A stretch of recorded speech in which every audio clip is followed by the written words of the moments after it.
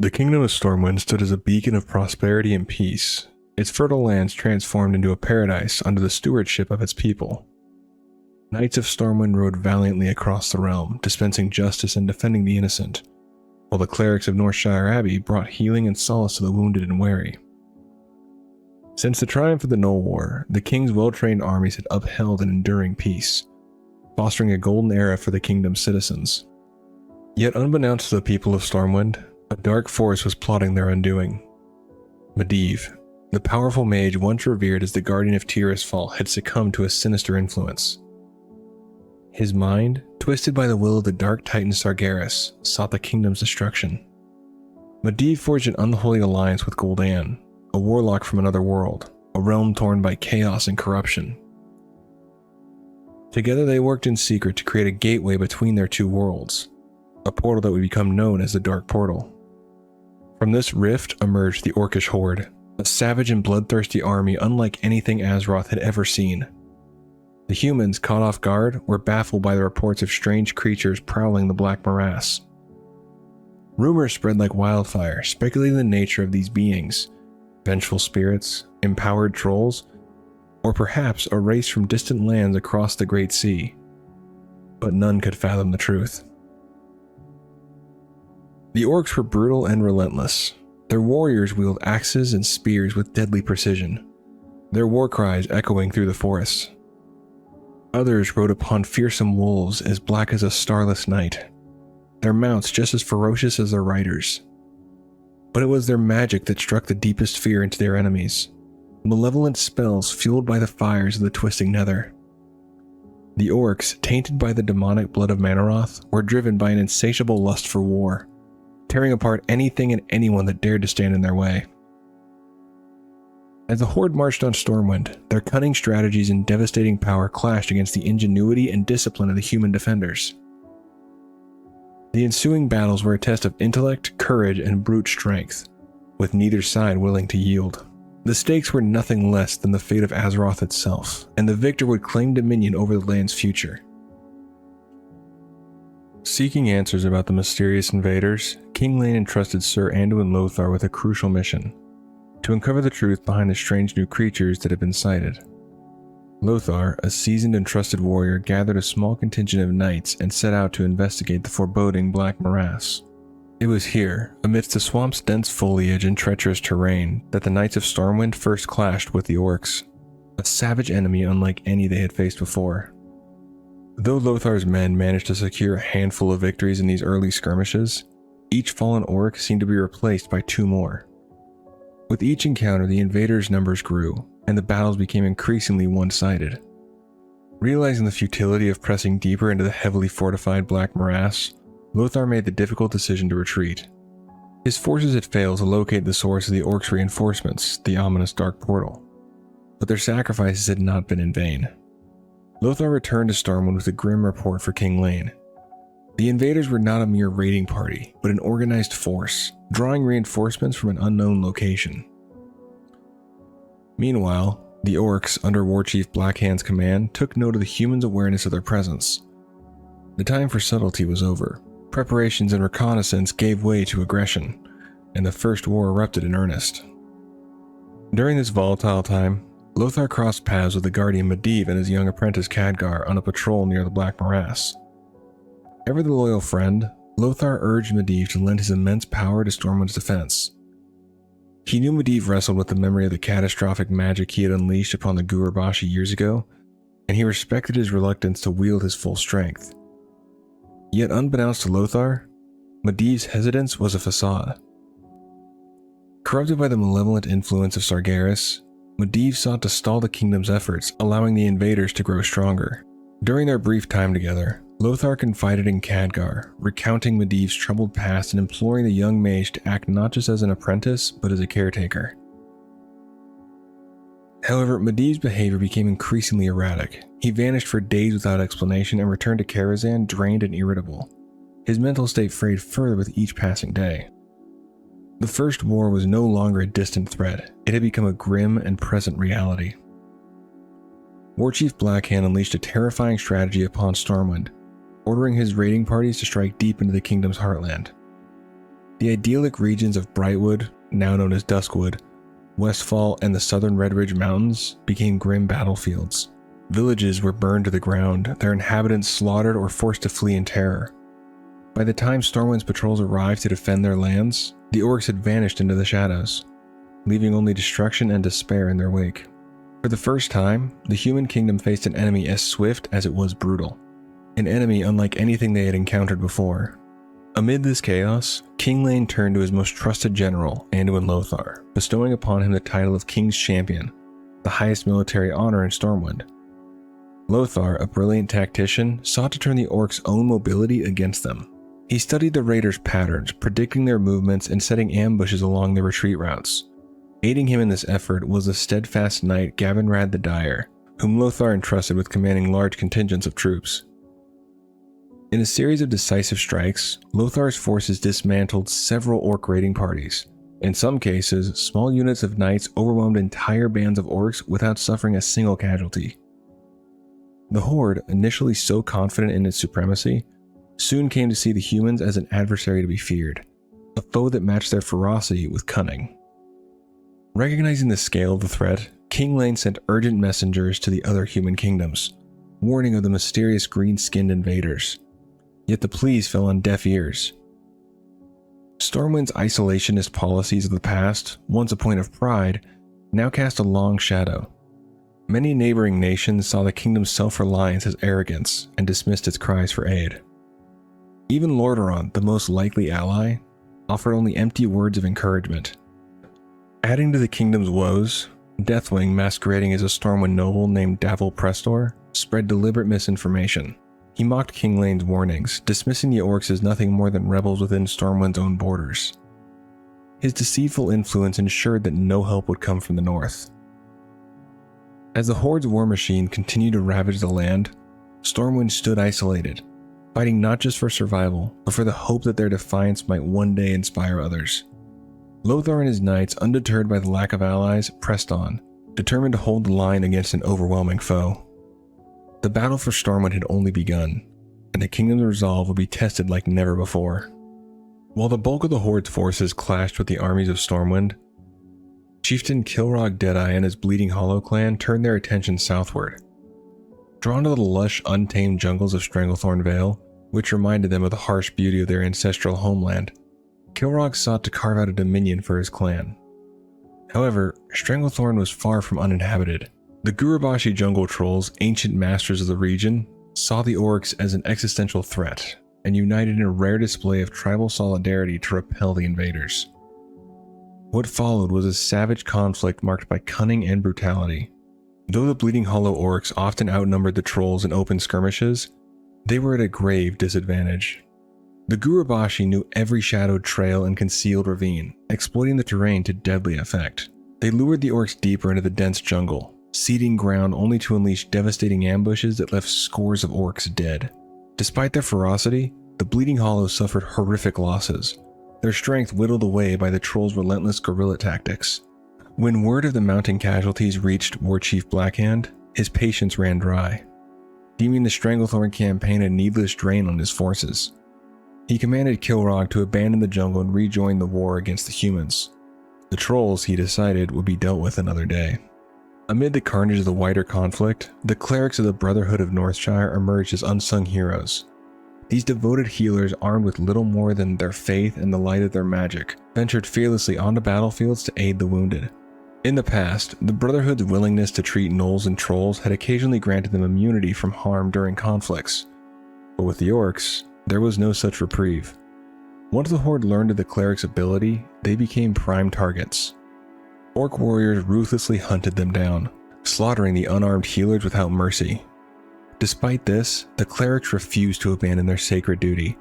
Their bravery, often paid for in blood, became the stuff of legend among Stormwind soldiers. Elsewhere, Warchief Blackhand faced a different kind of problem within his own ranks. The Twilight's Hammer clan, notorious for its defiance and erratic behavior, had become a thorn in his side. Many clan members disregarded orders, and some vanished entirely, drawn to unknown fates. Blackhand considered wiping out the insubordinate clan to set an example. However, an unlikely figure stepped forward to offer a solution: Cho'Gall. the mysterious and power-hungry ogre mage, acting as the Twilight Hammer's de facto leader. Cho'Gall proposed that he officially take control of the clan and bring it to heel. Blackhand reluctantly agreed, and to his surprise, the clan's discipline improved almost immediately. Under Cho'Gall's command, the Twilight's Hammer became an effective and obedient force. Yet their transformation was far from genuine. Cho'Gall had tapped into the clan's obsession with dark energies, channeling the whispers of the old gods that grew louder in Azeroth's shadowed corners. To his followers, Cho'Gall preached that the Hour of Twilight, the apocalyptic event foretold by their masters, was drawing near and that the Horde's victory was essential to its arrival. Until that time, he urged them to maintain their facade of loyalty to Blackhand, while secretly serving a darker agenda. Thus, as the fires of war spread across Azeroth, alliances formed, fractured, and conspired in the shadows. The stage was set not just for a clash of armies, but for the unfolding of plans far more insidious, where every player, knowingly or not, was a piece on the board of an ancient and malevolent game. 3 years after the Dark Portal's ominous opening, the Orcish Horde had left Stormwind's countryside in ruins. Farms were scorched, villages destroyed, and bustling trade houses reduced to ash. The kingdom's economy, once thriving, was in tatters. Worse still, the destruction of critical food supplies and the Horde's control over fertile lands threatened a grim future for Stormwind City itself, which faced the prospect of famine within months. Seizing on this advantage, Warchief Blackhand devised a bold strategy. The Horde would march north to claim the Red Ridge Mountains, using them as a staging ground for a direct assault on Stormwind. Confident in their superiority, the Horde advanced into the Red Ridge foothills with minimal resistance. To them, it seemed the humans were too broken to mount a defense before the Horde reached the city's gates. This belief played perfectly into the hands of Commander Anduin Lothar, who had carefully orchestrated their complacency. When an Orc raiding party led by Blackhand himself ventured deeper into the Red Ridge Mountains, aiming to capture the town of Lakeshire, Lothar sprang his trap. Without warning, his knights thundered down the slopes, encircling the Orcs in a breathtakingly swift and devastating ambush. The raiders, though fierce, were overwhelmed by the suddenness and precision of the attack. Nearly all of them fell beneath the blades of Lothar's forces. In the heat of battle, Lothar came perilously close to slaying Blackhand, but 2 Shadow Council warlocks accompanying the Warchief intervened. Their fellfire turned the tide just enough to force Lothar to retreat. Though Blackhand survived, the encounter left him humiliated. His close brush with death gnawed at his pride, and his fury turned toward the Shadow Council warlocks who had saved him. Blaming them for failing to detect the ambush, he executed the 2 spellcasters on the spot, an act of rage that deeply angered Gul'dan. The loss of his subordinates, already limited in number, was a blow to the Shadow Council's influence, sowing seeds of tension within the Horde's leadership. Despite the Horde's initial setback, they returned weeks later with a larger force. This time, they crushed the human defenders and seized Lakeshire along with its surrounding lands. While Blackhand had claimed his prize, the cost of his hubris and the brewing discord within his ranks hinted at cracks forming beneath the Horde's seemingly unstoppable advance. For both sides, the battle for Azeroth was only growing more dangerous and unpredictable. With Brightwood, Westfall, and the Red Ridge Mountains already under Horde control, the Orcs turned their attention to the heart of the Kingdom of Stormwind, its capital, Stormwind City. Thousands of Horde soldiers marched relentlessly through Elwynn Forest, their numbers so vast they encircled the city, cutting off all access except by sea. Warchief Blackhand entrusted the assault to 2 of his fiercest lieutenants, Kilrog Deadeye of the Bleeding Hollow clan and Cho'Gall of the Twilight's Hammer. Together, they prepared to deliver what they believed would be the final blow. Throughout the night, the Horde siege engines hurled boulders and flaming projectiles at Stormwind's walls, shaking the city to its core. As dawn broke, Kilrog and Cho'Gall launched their assault. Orc warriors surged toward the battlements in waves, while warlocks unleashed torrents of fellfire, engulfing Stormwind's defenders in a blaze of chaos. The city's soldiers fought valiantly, but their losses were devastating. By midday, it seemed inevitable that Stormwind would fall. Then, a sudden clamor rose from the Horde's rear lines. Shouts of alarm and the clash of steel echoed through the forest as the unexpected unfolded. Commander Anduin Lothar and the majority of Stormwind's knights had arrived, attacking the Horde from behind. In a daring maneuver, Lothar had transported his forces by sea, landing them beyond the Horde's encirclement. Now, they charged through Elwyn Forest, catching the orc rearguard completely unprepared. The battlefield erupted into chaos as Kilrogg and Cho'Gall scrambled to reposition their forces. Stormwind's great gates swung open. Fresh waves of soldiers poured out, launching a devastating counterattack. With Lothar's knights hammering the rear and Stormwind's forces pressing the front, the horde was utterly outflanked. Orcs fell by the hundreds, their ranks thrown into disarray. Facing mounting casualties and with no room to regroup, Kilrogg and Cho'Gall had no choice but to order a retreat. What was intended to be the horde's moment of triumph became their greatest disaster. Blackhand's fury was boundless. The war chief came perilously close to executing both Kilrogg and Cho'Gall for their failure but stayed his hand, knowing their clans might rebel if their leaders were slain. Instead, he ordered the horde to withdraw to Redridge, where they would regroup and plot a new strategy. The loss was a humiliating blow, one that exposed vulnerabilities in the horde's seemingly unstoppable campaign. Unbeknownst to the horde, Stormwind's victory had not been mere chance. Lothar and King Lane had prepared for the attack after receiving critical intelligence. Khadgar, the young apprentice of Medivh, had uncovered the horde's battle plans through Garona, the half-orc spy whose loyalties wavered between her people and her human allies. Armed with this knowledge, Lothar and his forces had turned what should have been the kingdom's darkest hour into a moment of defiance that would echo through history. The horde's retreat gave Stormwind a fleeting reprieve, but the war was far from over.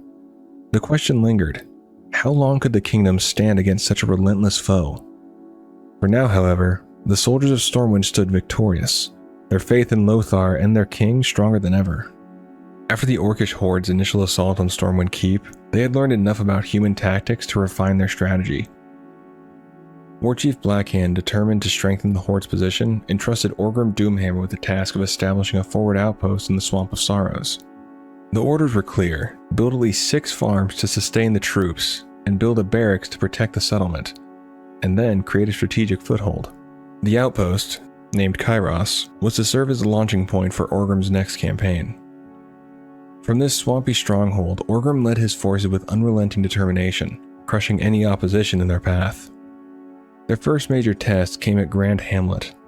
Under Blackhand's command, Orgrim constructed a makeshift outpost nearby to prepare for the assault. When the time came, his troops struck with ruthless efficiency.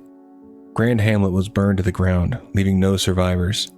Its destruction a chilling testament to the horde's growing dominance. Amidst this campaign of conquest, internal strife threatened the horde's cohesion. A messenger brought grim news to Orgrim. Griselda, Blackhand's rebellious daughter, had fled with the outlaw Turok and his band of ogres. Furious at this betrayal, Blackhand ordered Orgrim to handle the matter personally, tracking the fugitives to the dungeons beneath the Deadmines. Orgrim led a small party of warriors into the dark, labyrinthine tunnels. Turok and his ogres fought savagely but were no match for Doomhammer's might. Griselda herself fell alongside them, a bitter end to a daughter's defiance.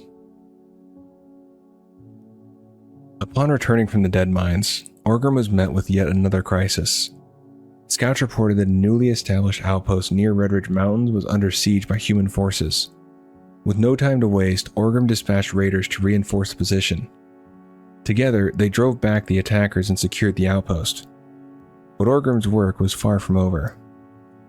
Determined to root out the source of the human assault, he ordered his troops to scour the surrounding area. When they located the enemy encampment, Orgrim led a decisive attack, utterly annihilating it and ensuring the threat was permanently extinguished. Blackhand, ever ambitious, had grander plans for his forces. He ordered Orgrim to lead an army to Sunnyglade, a prosperous human town known for its mage tower. The war chief sought to plunder the tower's secrets and learn how the humans wielded magic. Sunnyglade's citizens, complacent in their prosperity, were unprepared for the horde's ferocity. The town's defenders crumbled, their armies shattered before the might of Doomhammer's forces. True to Blackhand's instructions, the mage tower was spared from destruction, left standing as a potential treasure trove of arcane knowledge.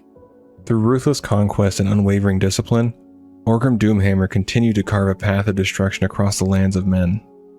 Yet with each victory the stakes grew higher, and the horde's hunger for domination burned ever brighter. It was clear that their ambition stretched far beyond mere conquest.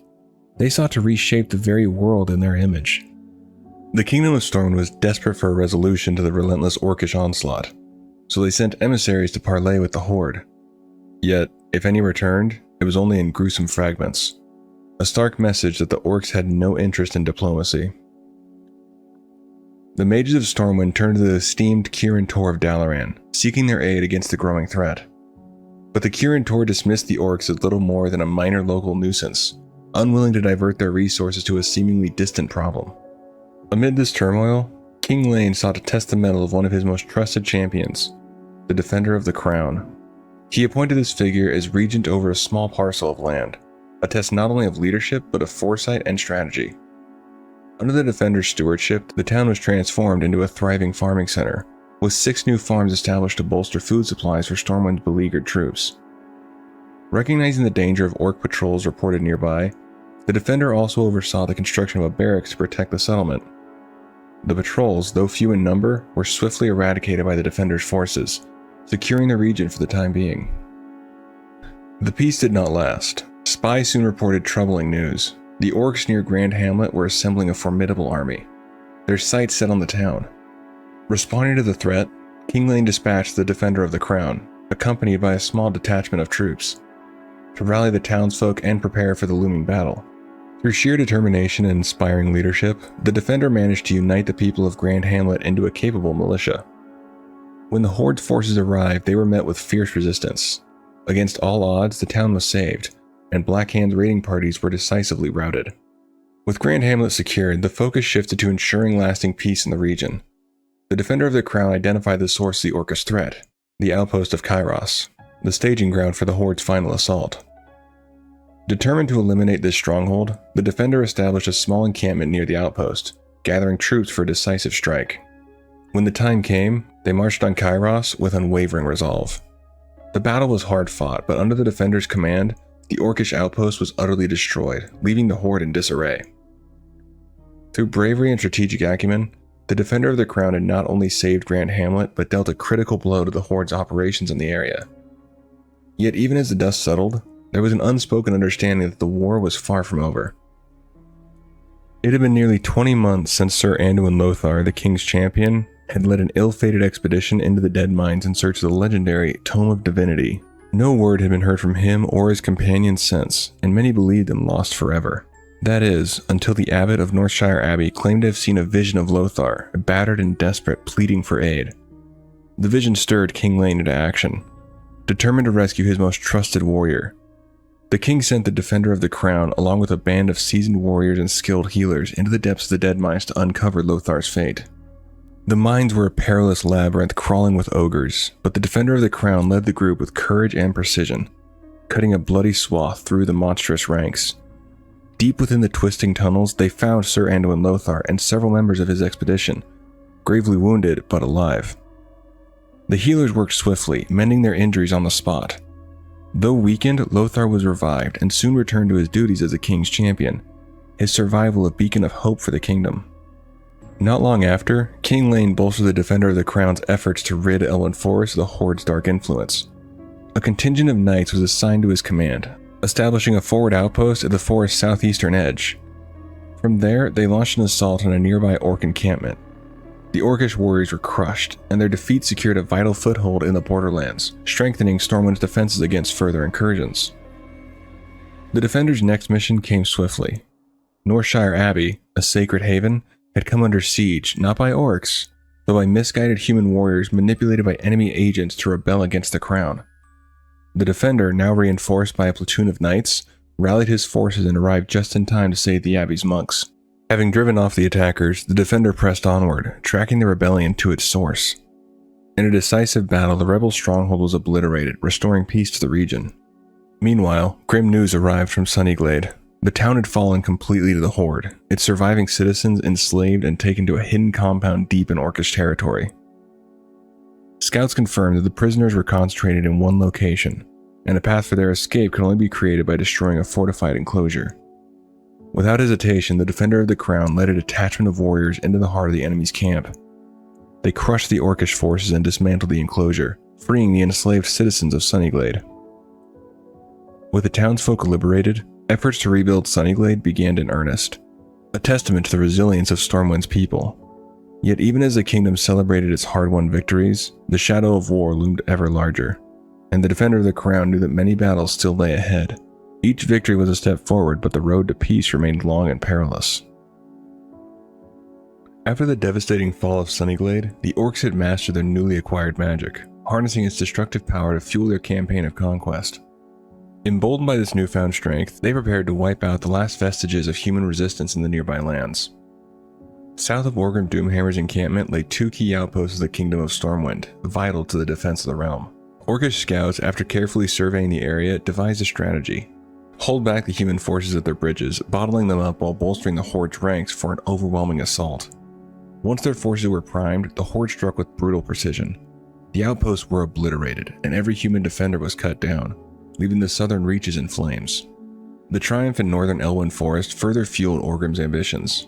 It became clear to him that one decisive blow could shatter the Kingdom of Stormwind, paving the way for total domination. His spies uncovered critical intelligence, a training encampment near the kingdom's heart, where knights and soldiers honed their skills. The humans, unaware of the Horde's proximity, were unprepared for what came next. Orgrim's forces descended upon the encampment in a ferocious surprise attack, slaughtering everyone and reducing the site to smoldering ruins. With the destruction of this vital stronghold, the kingdom's military strength was significantly weakened, leaving them vulnerable to the Horde's relentless advance. The path to Stormwind Keep, King Lane's seat of power, now lay open. Only two settlements stood between the Orcish Horde and the capital, the twin cities of Goldshire and Moonbrook. These bustling hubs were lifelines for the kingdom, connecting the people to their king. Orgrim, understanding their strategic importance, ordered their complete and utter destruction. The Horde marched upon the twin cities, their war cries echoing through the land. The battles were fierce and bloody, but the Horde's might was unstoppable.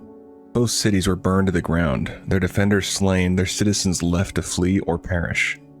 The destruction severed Stormwind's connections to its people, isolating the capital and leaving it as the kingdom's last bastion of hope. With Goldshire and Moonbrook reduced to ash, the final march on Stormwind City was at hand.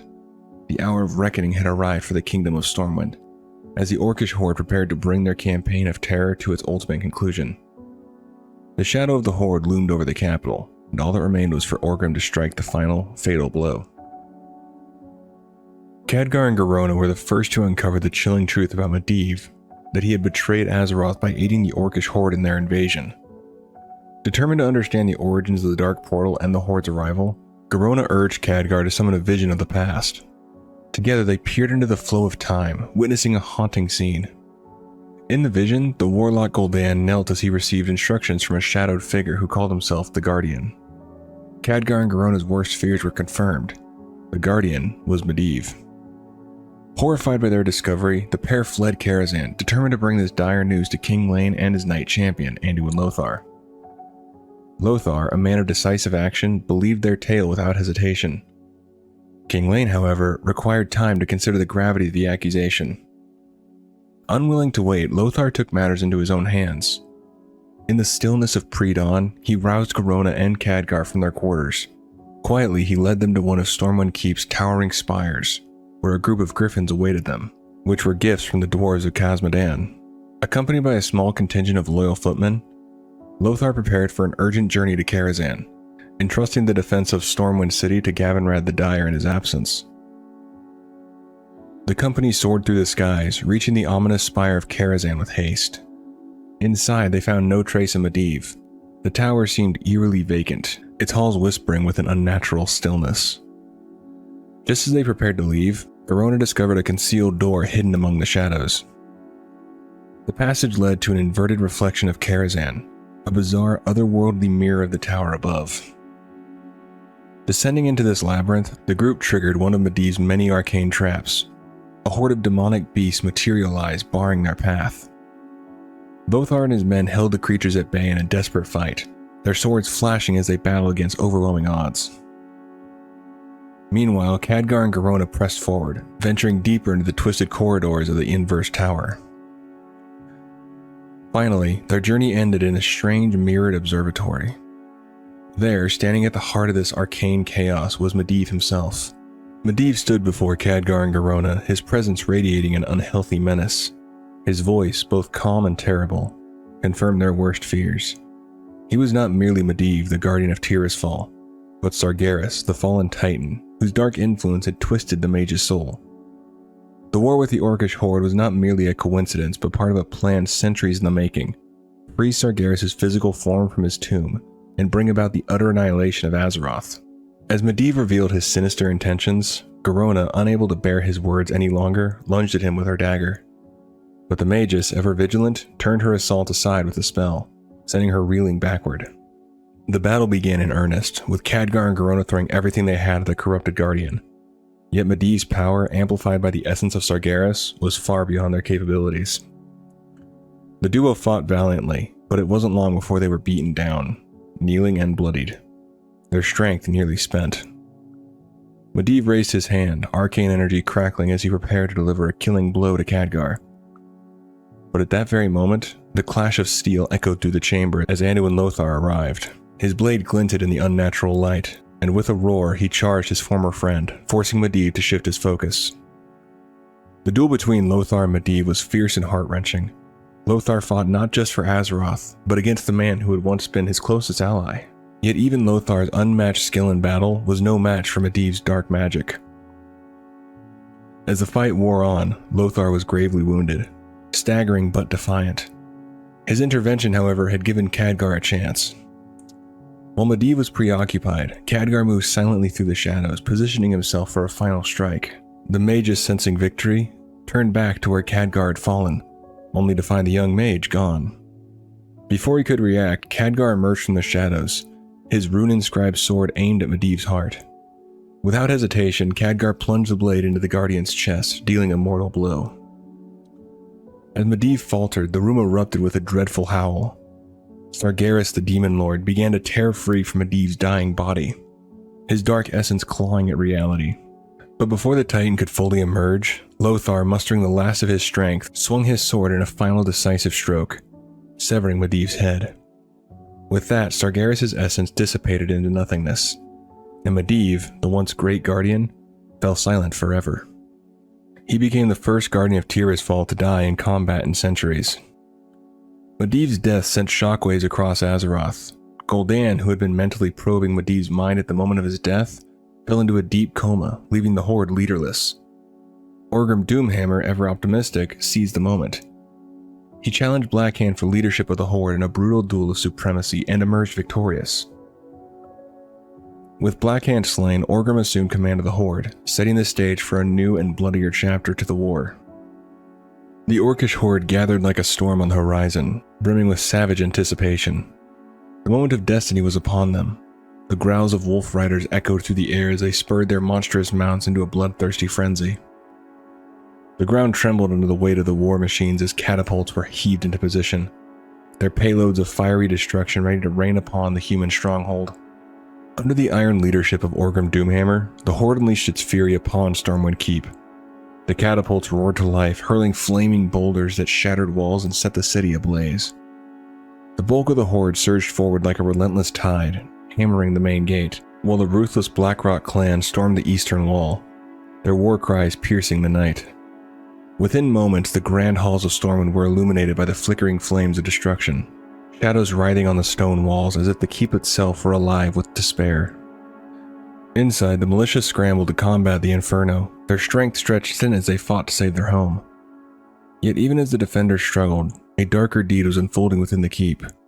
Garona, the half-orc emissary, moved silently through the chaos. Due to Medivh's mind games and Gul'dan's lingering hold on her mind, she was compelled to follow the orders set out by the Shadow Council. She sought out King Lane. Her mission was clear. As long as a strong heart sat on Stormwind's throne, the resolve of the people would not waver. Under the pretense of delivering her report, Garona struck. With swift precision, she assassinated King Lane, silencing the heart of the kingdom. But she was unaware that Varian had witnessed her murder his father. But while Varian wanted revenge, he couldn't understand why Garona had tears streaming down her face as she committed the act. She had grown to see King Lane as a friend, but couldn't stop herself from killing him. The light in his eyes faded as the blow landed. The spirit of Stormwind's defenders was extinguished. Word of the king's death spread like wildfire, and the morale of the soldiers crumbled. Without their steadfast leader, the men faltered, and the tide of the Horde became unstoppable. As dawn broke over the smoldering ruins, Stormwind Keep lay in the hands of the Orcish Horde. The once proud city had fallen, and its defenders were scattered or slain. The death of King Lane marked the end of an era for the Kingdom of Stormwind, and the Horde's victory heralded the beginning of a dark chapter for Azeroth. Yet even in the shadow of defeat, whispers of defiance lingered, seeds of hope that would one day rise from the ashes of despair. Driven by a vision to reshape the Horde into an honorable and unified force, Orgrim Doomhammer sought to root out the corruption festering within its ranks. His suspicions turned to Corona, whose dual heritage made her a pawn to powers beyond her control. Capturing her, Orgrim subjected her to relentless interrogation. Her mixed blood made her less resilient to pain than her Orcish kin, and it wasn't long before she broke under the strain, revealing the Shadow Council's existence and its secret location.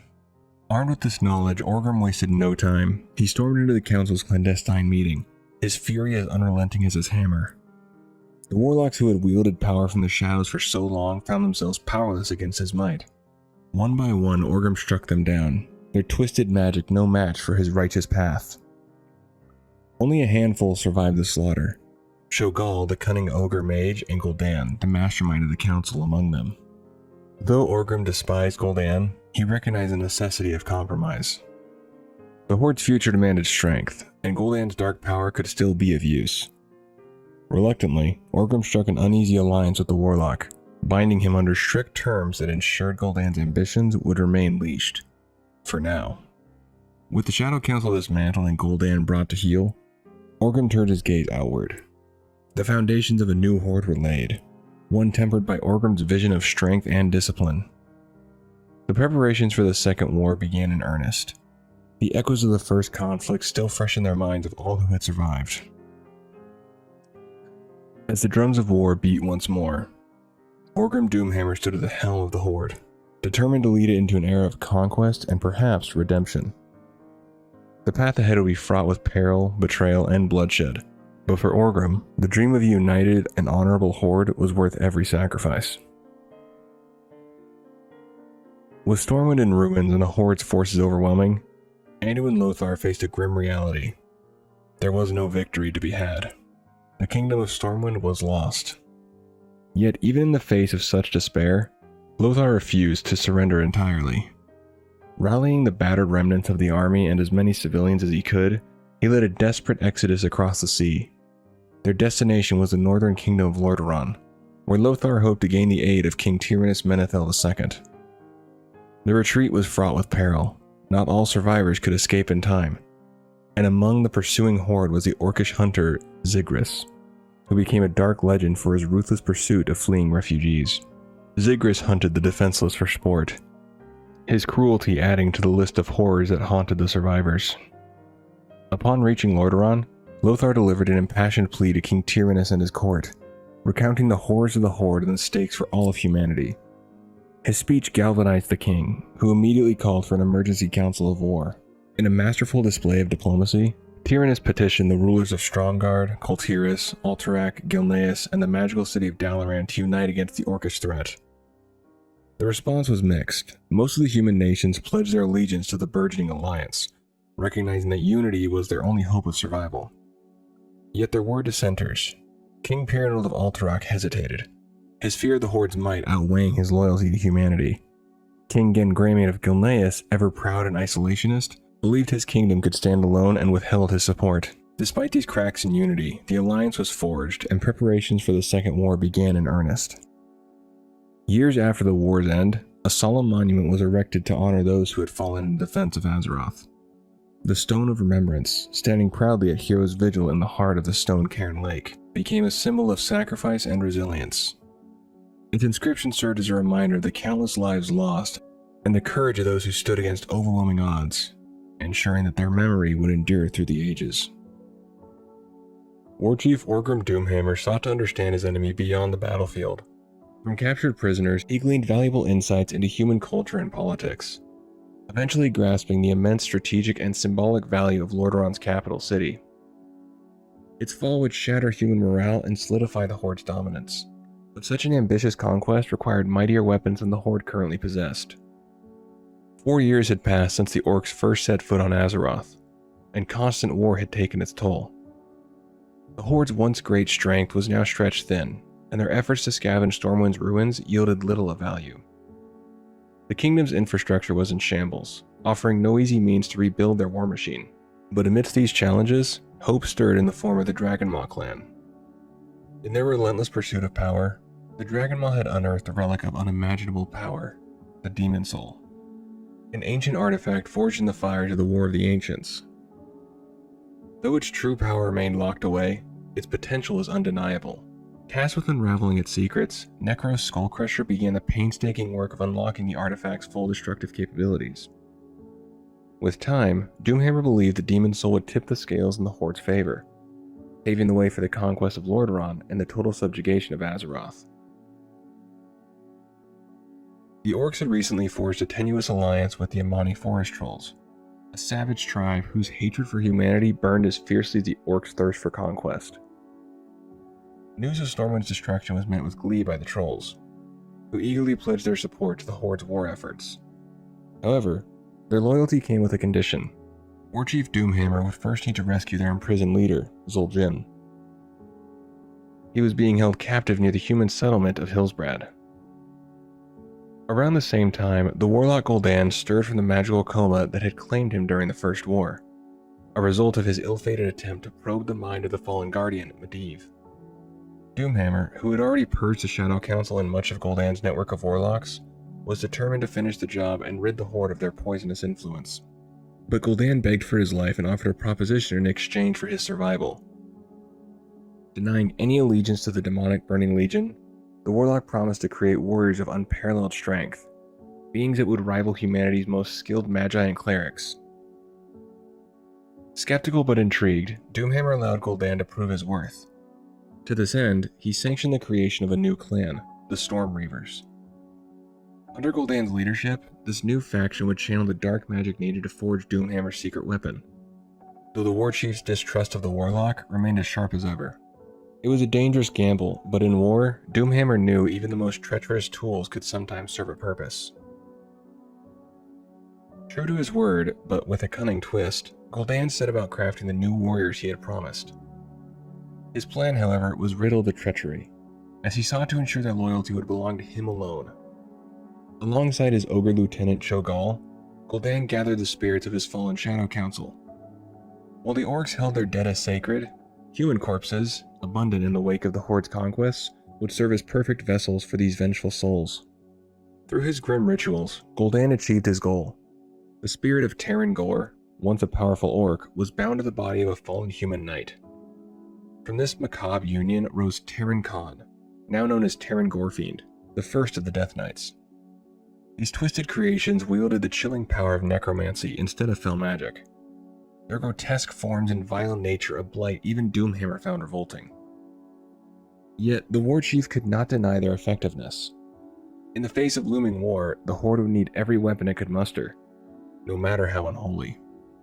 As Doomhammer rallied ogre enforcers to bolster his forces, a harsh reality loomed. Many of the Horde's warriors on the other side of the Dark Portal could not be mobilized in time for the coming conflict.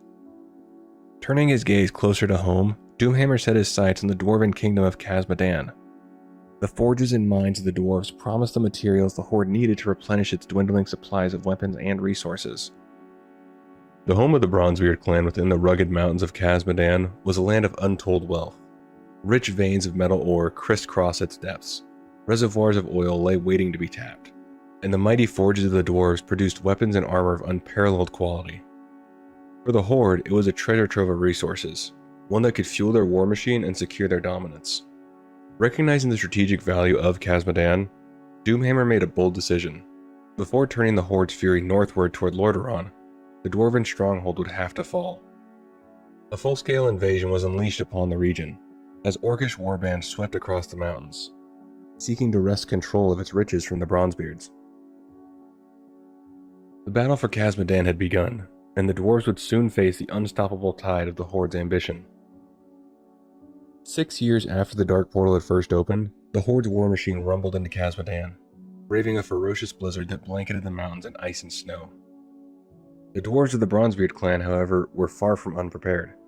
Anticipating the orcs' advance, demolition teams expertly collapsed mountain tunnels and passes, forcing the horde to navigate a labyrinth of obstacles. At the same time, the dwarves called upon their steadfast allies, the gnomes of Gnomergon, to join the defense.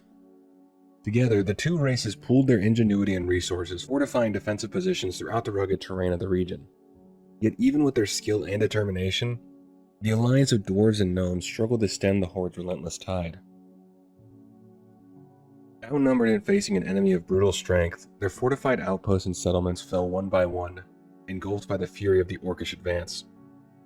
The snowy slopes of Khazad-dûm became battlefields soaked in blood, with hundreds of defenders sacrificing their lives to protect their homeland. As the ferocity of the horde's assault proved too much to withstand, the defenders were forced to make a grim decision. The dwarves retreated to the safety of their ancient mountain city of Ironforge, while the gnomes withdrew to their home in Gnomergon. Though the heart of their civilization endured behind unyielding stone and steel, much of Khazad-dûm lay in ruin, a grim testament to the unstoppable might of the orcish horde. Doomhammer turned his full attention to Ironforge, the impenetrable mountain bastion of the Bronzebeard dwarves. To him, the dwarves posed the greater threat, and he believed their destruction would break the remaining resistance in Khazad-dûm. The horde quickly laid siege to the subterranean stronghold surrounding the mountain city in a brutal campaign of attrition. Within Ironforge, the dwarves knew this was their final stand. Determined to defend their ancestral home to the last, nearly the entire population took up arms. Miners, blacksmiths, and warriors alike transformed the city into an unyielding fortress. When the horde's forces stormed Ironforge, they met a ferocious resistance. Every step forward came at a staggering cost.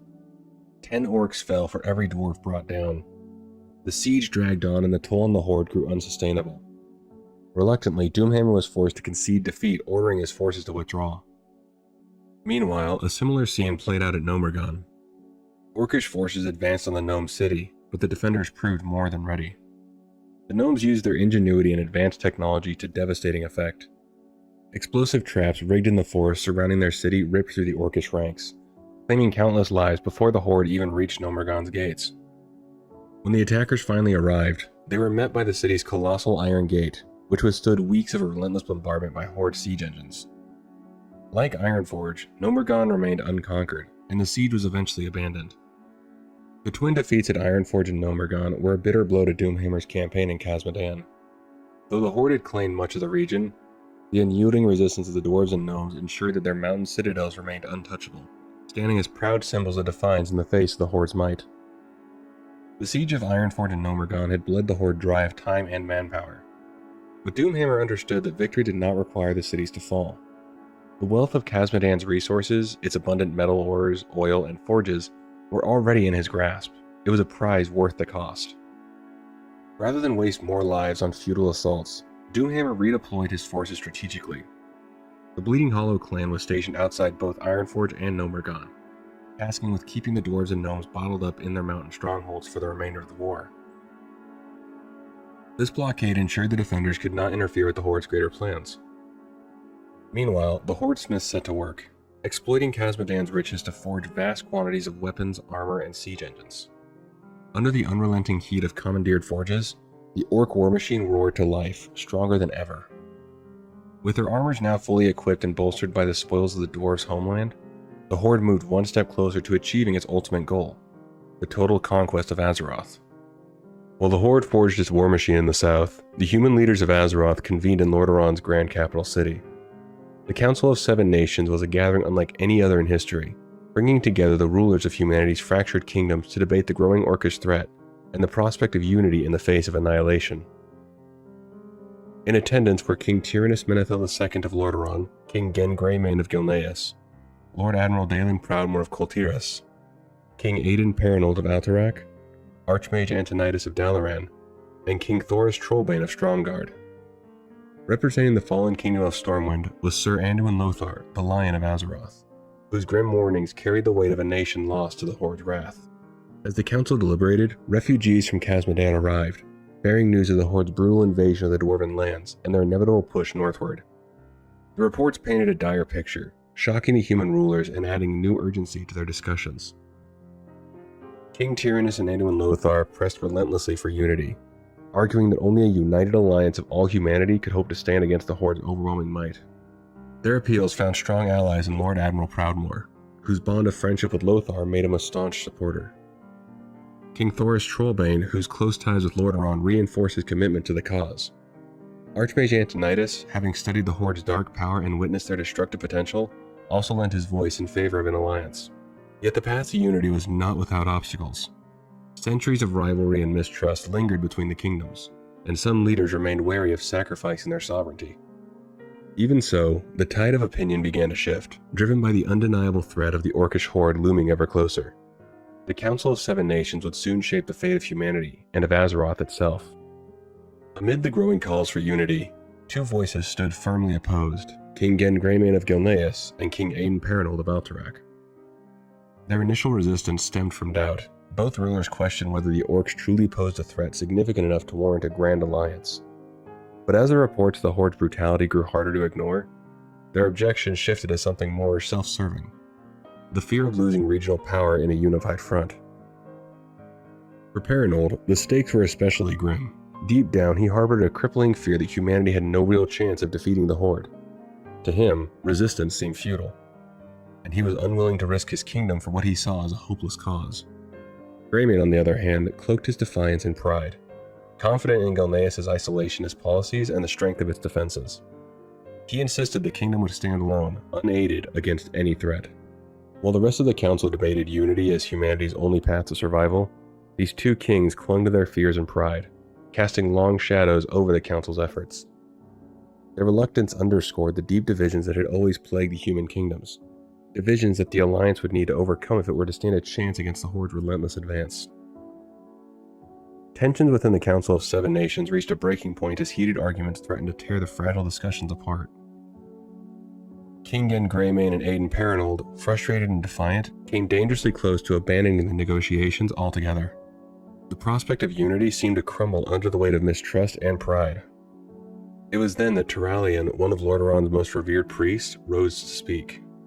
Standing tall with Stormund's young prince, Varian Wrynn, at his side, Turalyon's voice cut through the chaos like a beacon of light. In an impassioned and heartfelt address, he painted a grim picture of what lay ahead if humanity remained divided. Using Stormund's fall as a dire warning, he urged the gathered rulers to look beyond their pride and ambition, reminding them that humanity's survival depended on its unity. With fervor and conviction, Turalyon invoked the shared virtues of all humankind: bravery, devotion, and leadership. He spoke of these qualities as the very foundation of their strength, proof that together they could overcome even the might of the Horde. His words resonated deeply, silencing the room and commanding the attention of even the most skeptical leaders. As he concluded, the hall erupted into applause. Turalyon's speech had broken through the barriers of doubt and distrust, inspiring even the most reluctant kings to reconsider. That very day, the council cast their votes, and for the first time in history, humanity's kingdoms came together as one. The Alliance of Lordaeron was born, a united force forged in hope, courage, and the shared resolve to face the Horde's onslaught head-on. It was swiftly decided that Anduin Lothar, the Lion of Azeroth, was the ideal choice to lead the Alliance's military. Hailing from the fallen kingdom of Stormwind, Lothar held a unique neutrality among the squabbling nations, making him a unifying figure in a time of great division. When the mantle of Supreme Commander of the Alliance was placed upon him, Lothar accepted it with humility, but also with a deep awareness of the monumental responsibility he now bore. Few in history could claim to command the combined might of all humanity's kingdoms, a force unprecedented in scale and purpose. Lothar's first act as Supreme Commander was decisive. He ordered the armies of the Alliance to gather in the Hillsbrad foothills, a key region standing between the Horde and the northern kingdoms. There, the disparate forces would begin training, fortifying their defenses, and preparing to meet the Orcish advance. Yet even as the armies rallied, Lothar recognized the need for something greater, an ideal to inspire unity and purpose among the diverse cultures and traditions of the Alliance. The solution came from the Church of the Holy Light.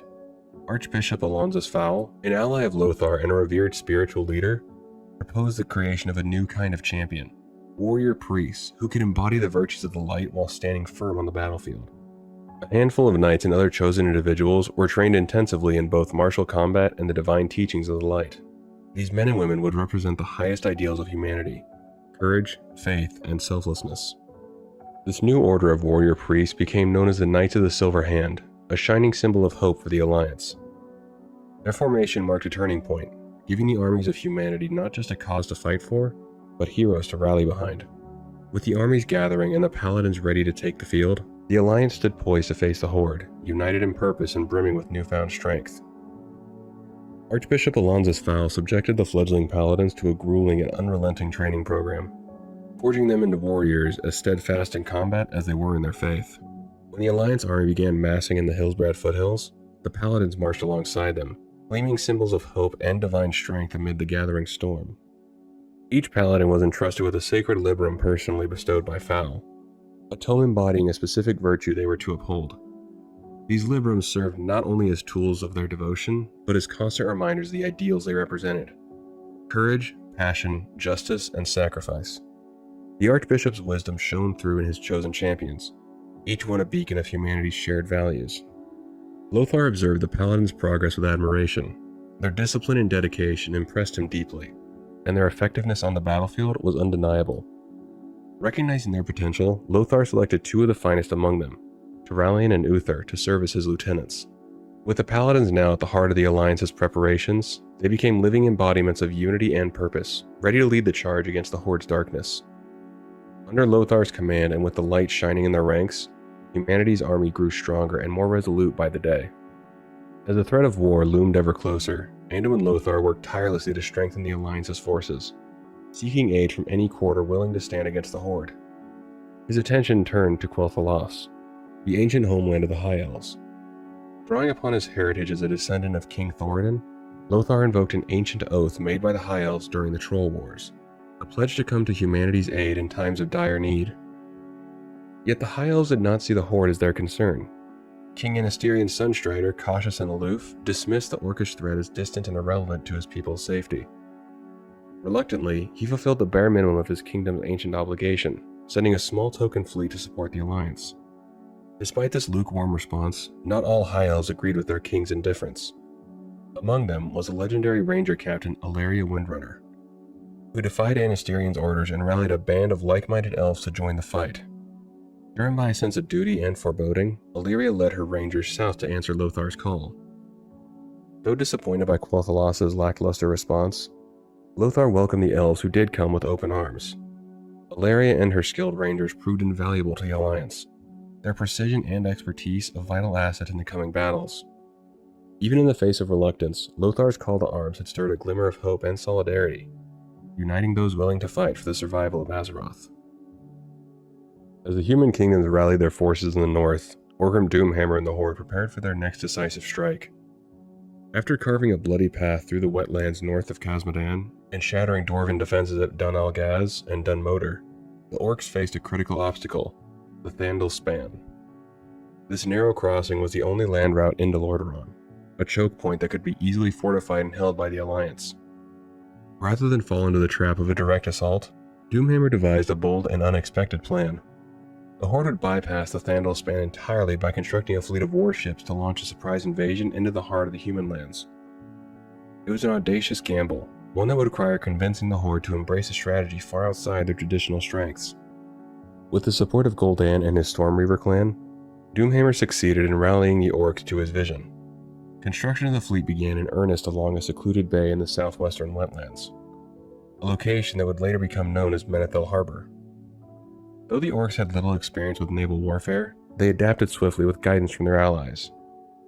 The Ogre's brute strength and the Amani Troll's maritime knowledge proved invaluable, and together they built a crude yet formidable armada of warships.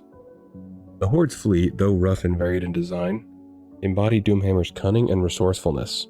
As the vessels took shape, so too did the promise of a devastating attack that would strike fear into the heart of the Alliance and forever alter the course of the war. Despite their efforts to shroud their actions in secrecy, the Horde's construction of a vast fleet was eventually uncovered by human scout ships patrolling the seas. Yet the Orcs remained undeterred, completing their massive vessels with tireless resolve. Doomhammer was certain the Horde would reach Lordaeron before the fledgling alliance of nations could mount a coordinated defense. His gaze was fixed firmly on Lordaeron's capital city, believing that its fall would unravel the alliance and pave the way for Horde dominance. When the fleet was ready, hundreds of ships laden with Orc soldiers, supplies, and war machines departed from the wetlands and began their voyage across the Great Sea toward human territories. However, their progress did not go unnoticed. naval forces under the command of Admiral Dalen Proudmoore, a seasoned mariner from the island nation of Coltiris, intercepted the horde near the island of Zoldair. The ensuing battle showcased the stark difference between the two fleets. The Orcs' lumbering, hastily constructed ships were no match for the swift and maneuverable vessels of the Coltiris navy. Proudmoore's forces rained devastating cannon volleys upon the horde, tearing through their wooden hulls with brutal precision. One by one, the Orcish ships were reduced to wreckage, their passengers plunged into the unforgiving depths of the sea. As ship after ship sank beneath the waves and countless horde warriors drowned, Proudmoore saw an opportunity to end the threat entirely. His forces pressed the attack with renewed vigor, determined to annihilate the horde fleet before it could reach Lordaeron's shores. Yet Doomhammer had prepared for such an eventuality.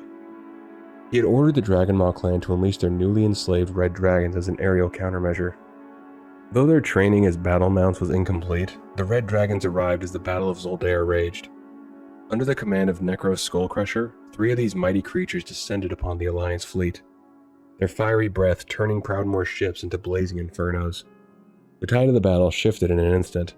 Alliance ships burned as their crews scrambled in desperation, unable to respond to the airborne assault. Faced with mounting losses and unable to combat the dragons, Admiral Proudmoore made the difficult decision to retreat.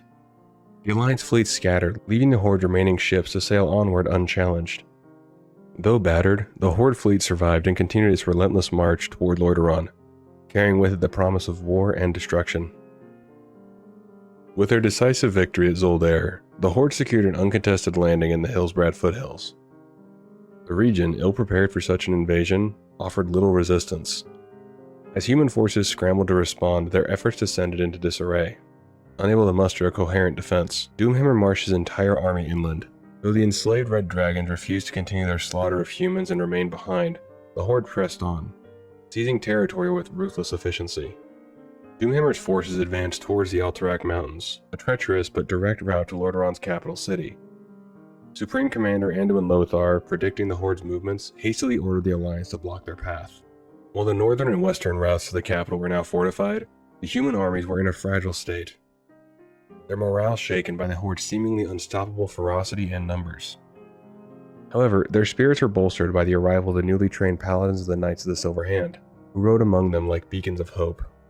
The stage was set for a confrontation unlike any before. In the shadows of the Alterac peaks, the full strength of the Horde clashed with the united might of the Alliance for the first time. The battlefield erupted in chaos as the two forces collided. Despite their brittle state, the Alliance held their ground. Lothar's paladins, wielding the light with righteous fury, inspired their comrades to fight on. Valeria Windrunner's elite elven rangers unleashed deadly volleys of arrows, felling scores of orcs with precision. From behind the lines, the Magi of the Kirin Tor, led by Khadgar, unleashed arcane devastation, turning the skies and earth into weapons against the Horde. Yet as the battle reached its zenith, an eerie shift blanketed the field.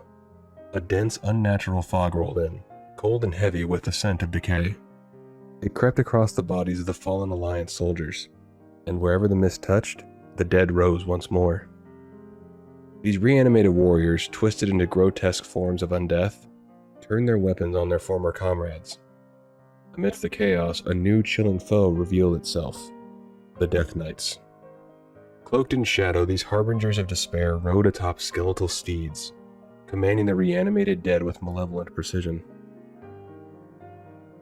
The Alliance forces, already strained, now faced a horror beyond comprehension.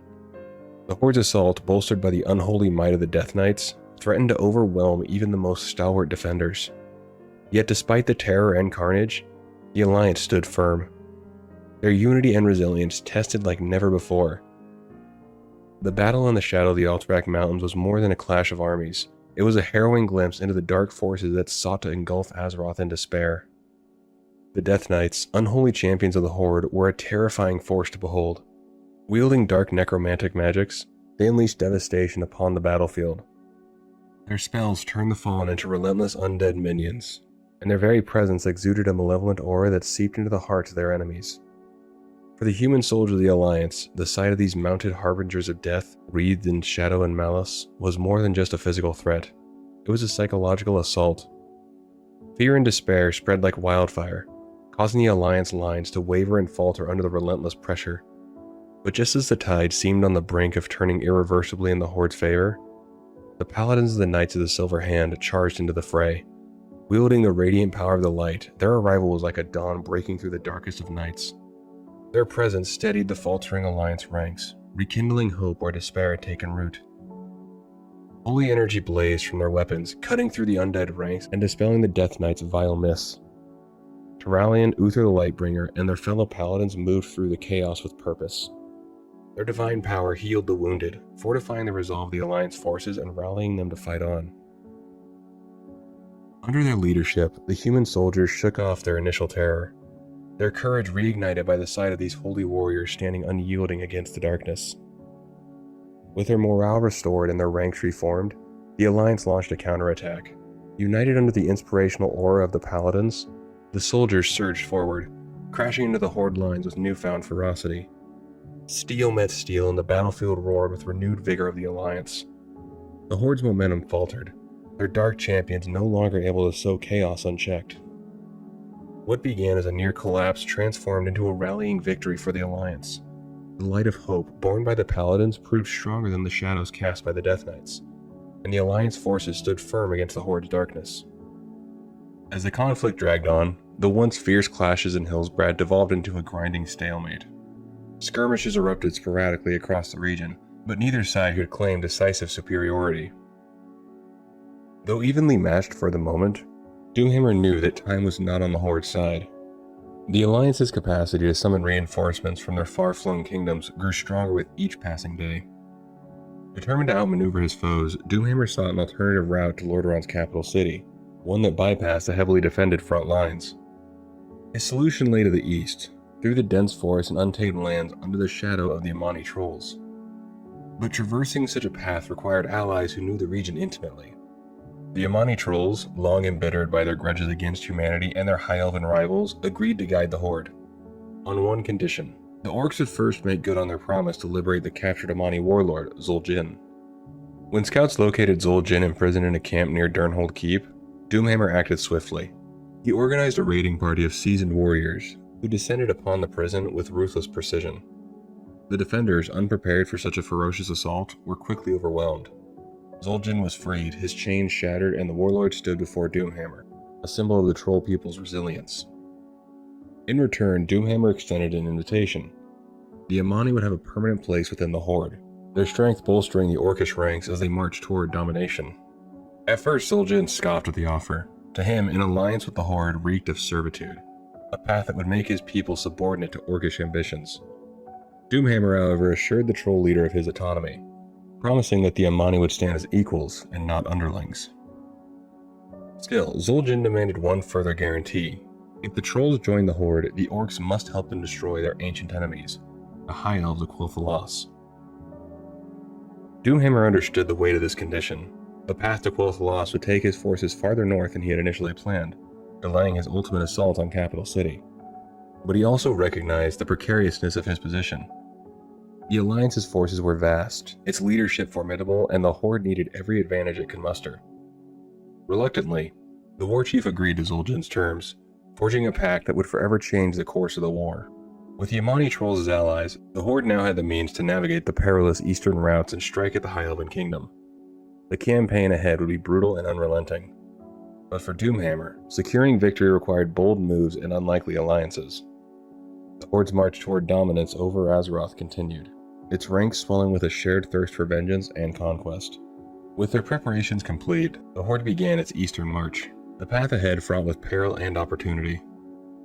A formidable rearguard of Blackrock orcs, led by the fearsome Varrock Sourfang, ensured the safety of the main force as they navigated the treacherous mountain pass into the hinterlands. Guided by the Amani trolls, the Horde advanced swiftly through the dense, untamed forests, their sights set on Quel'Thalas. Along the way, Zul'jin called upon every nearby Amani warband, rallying his people to join the march for vengeance against their ancient enemies. For a time, the Horde's advance was unhindered. The trolls' deep knowledge of the hinterlands allowed the army to avoid natural hazards and bypass hostile terrain. But the relative calm was shattered when dark shapes appeared in the skies above, winged figures that were not the Horde's red dragons. These were the Griffin Riders of the Wildhammer dwarves, the fierce and reclusive defenders of the region. The Wildhammers, isolated in their mountain stronghold of Airy Peak, had little knowledge of the Horde or its warpath until the orcs entered their domain.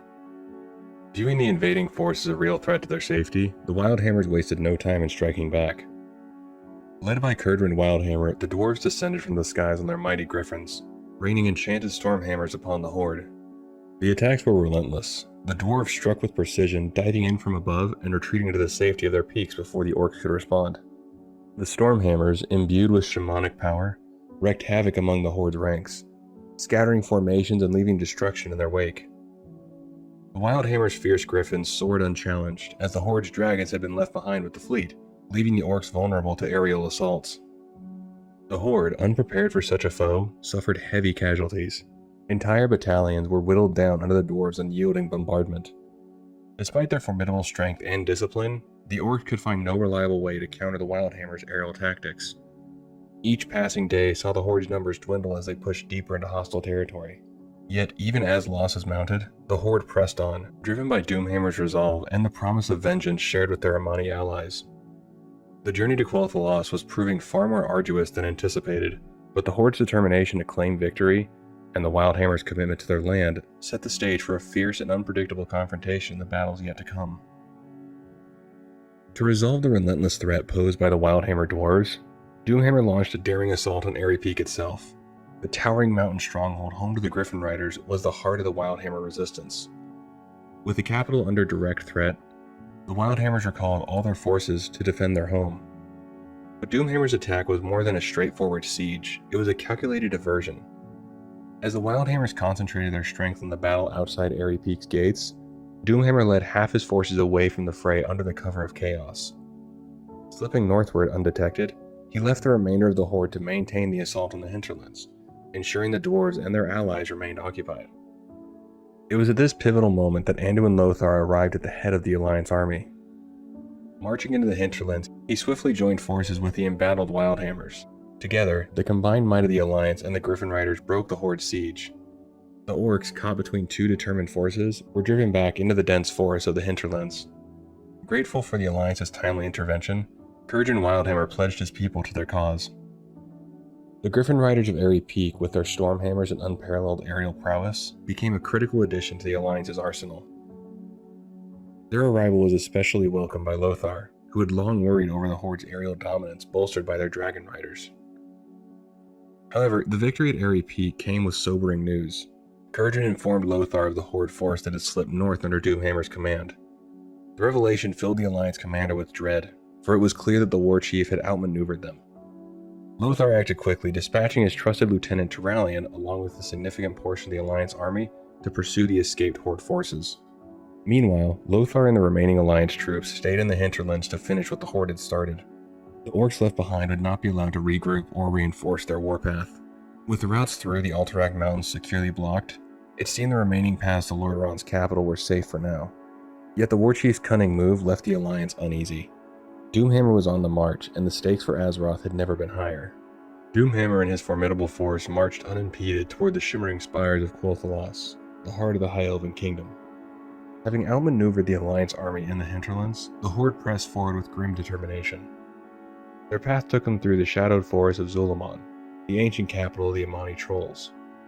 Here, Warlord Zul'Jin seized the opportunity to rally his people for vengeance. Entering the sacred city, Zul'Jin's fiery words ignited the long smoldering hatred of the Amani Trolls against their ancient adversaries. Thousands of forest trolls, driven into a frenzy, poured out of Zul'Aman to join the horde. Their war cries echoed through the forest as they marched alongside Doomhammer's army, their shared purpose of conquest and retribution binding them together. As the horde advanced, they smashed through the outer defenses of Quel'Thalas with devastating ease. The High Elves, though skilled in their craft, were unprepared for an army of such overwhelming size and ferocity. Villages and fortifications that had stood for centuries were reduced to rubble, their defenders cut down under the relentless tide of orcs and trolls.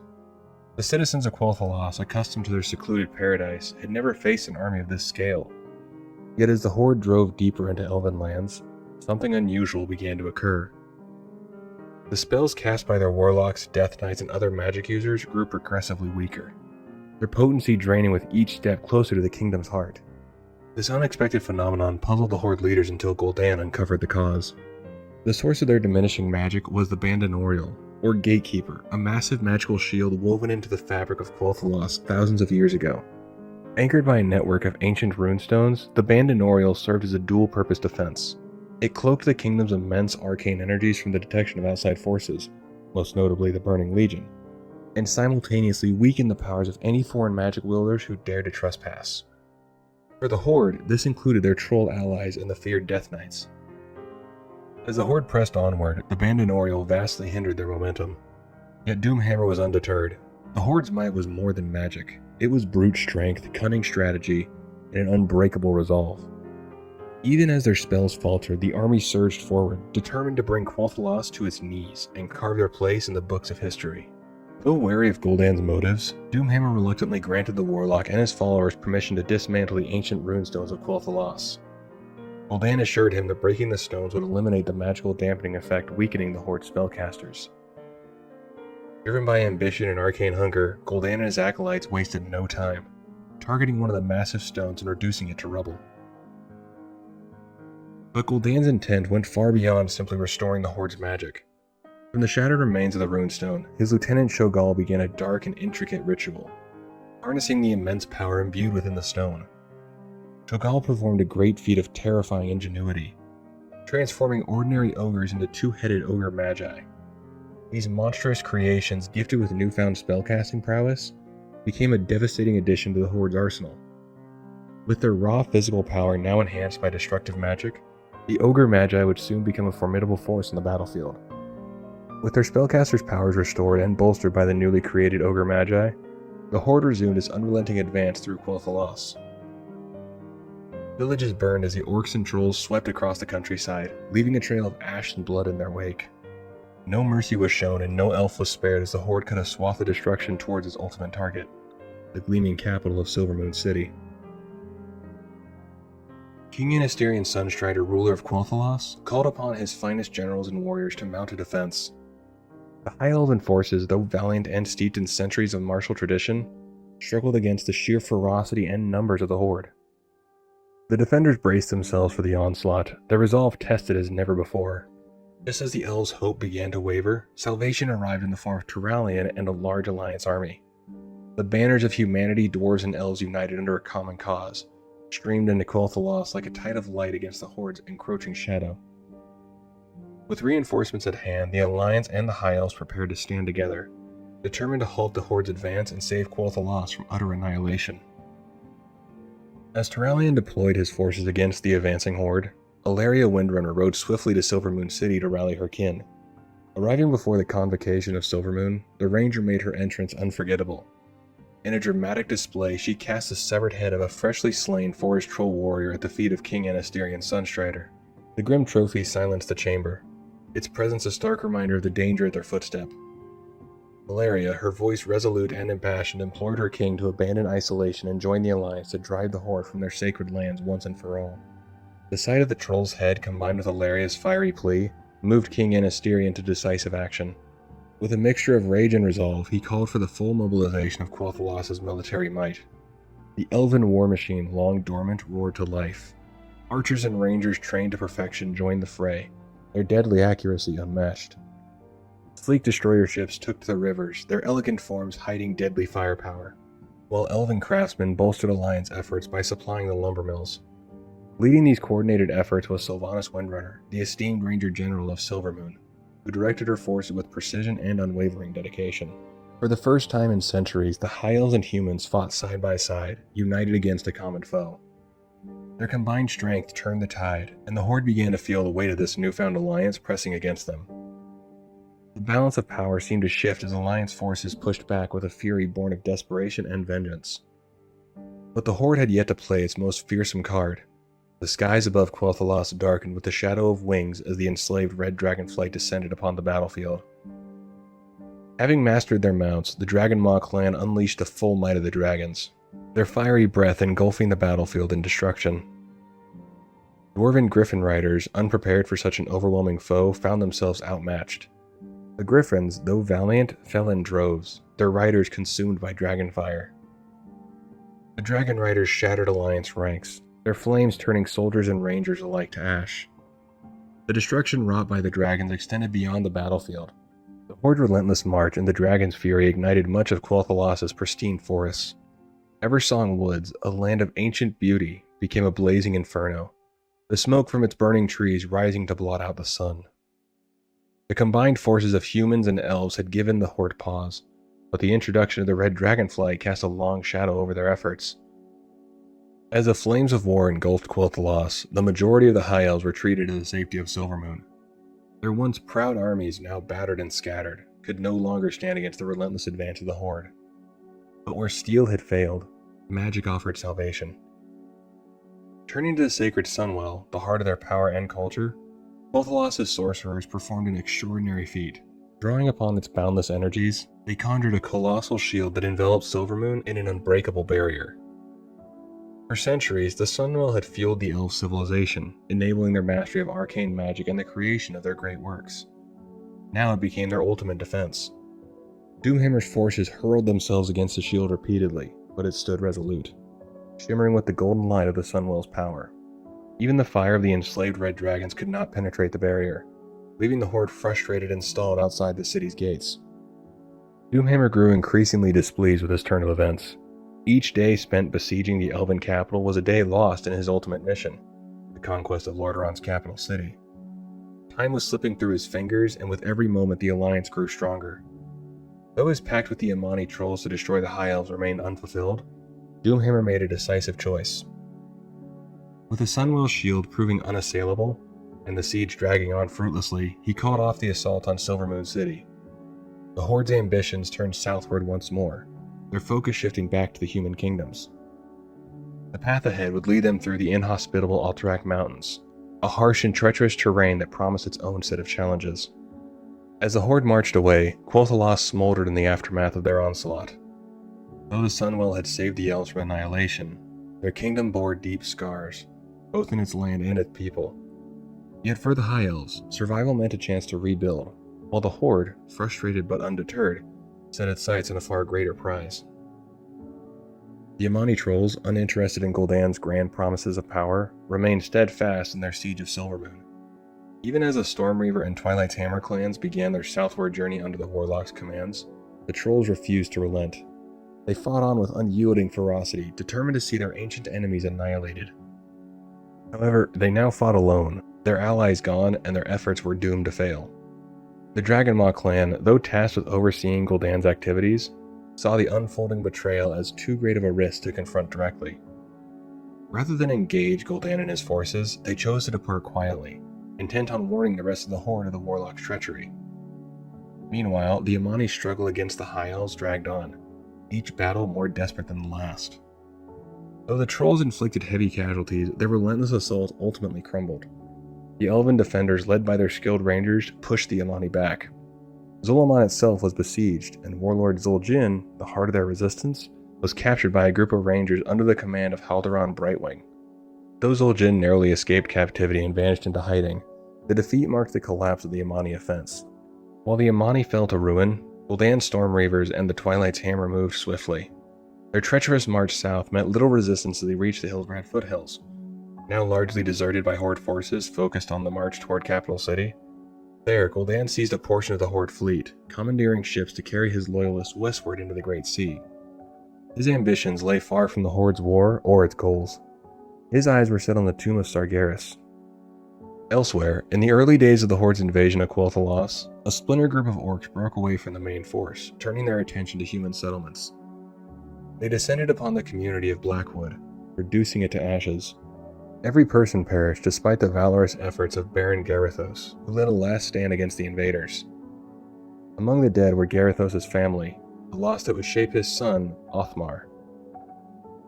Surviving the tragedy, Othmar Garithos fought alongside the knights defending the High Elven lands, but the scars of Blackwood's destruction left him bitter. He placed the blame for his family's death squarely on the Thalassian elves, fueling a resentment that would fester in his heart for years to come. Doomhammer's horde pressed westward, their determination burning as fiercely as the flames left in their wake. The prize they sought, the human capital, lay tantalizingly close, but the towering Alterac Mountains loomed as a potential obstacle. These alpine passes, if adequately defended, could delay their advance for months and jeopardize the horde's momentum. Yet fortune favored the invaders in a way few could have foreseen. As the Horde reached the edges of the mountain range, they were greeted not by human defenders, but by an unexpected envoy, King Aiden Perinold of Alterac himself. From the war's onset, Perinold had been reluctant to engage the Horde, viewing their power as unstoppable even by the united might of the Alliance. The sight of Doomhammer's army at his doorstep, an intimidating host of Death Knights, Ogre Magi, and Dragons, solidified his resolve to avoid conflict at all costs. Fearing the destruction of his kingdom, Perinold sought to broker a deal with Doomhammer, even if it meant betraying his allies and committing high treason. The king proposed a bargain, safe passage for the Horde through the treacherous mountain passes in exchange for Alterac's preservation. Doomhammer accepted without hesitation. With Perinold's guidance, the Horde bypassed all defensive positions in the mountains, advancing swiftly toward their ultimate goal, the Tirisfal Glades and capital city. Emerging from the mountains unscathed, Doomhammer wasted no time. The warchief ordered his forces to lay siege to the human capital without delay, fully aware that time was slipping away. The Alliance, scattered and struggling to regroup, still posed a threat if given the chance to rally. For Doomhammer, victory demanded swift and decisive action. As the Horde began its assault, the fate of Lordaeron and the Alliance hung in the balance. Perinold's betrayal had opened the gates for the Horde's advance, but repercussions of his treachery would ripple far beyond the peaks of Alterac, shaping the future of Azeroth in ways neither king nor warchief could have anticipated.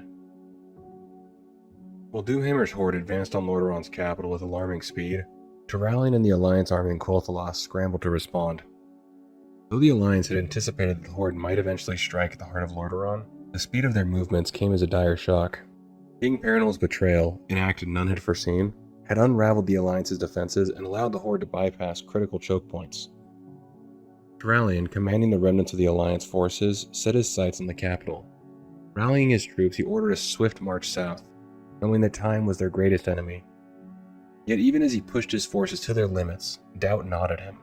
Would they arrive in time to bolster the city's defenses, or would they find it in ruins upon their arrival?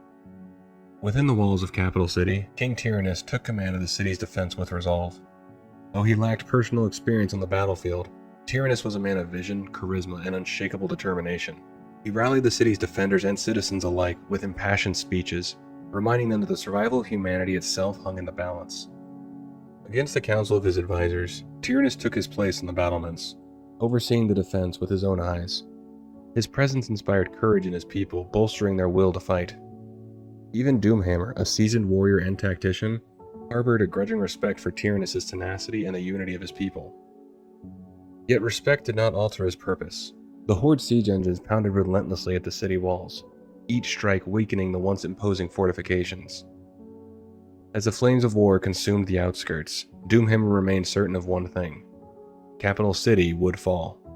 It was only a matter of time, especially once the remainder of the Horde forces arrived from Quel'Thalas.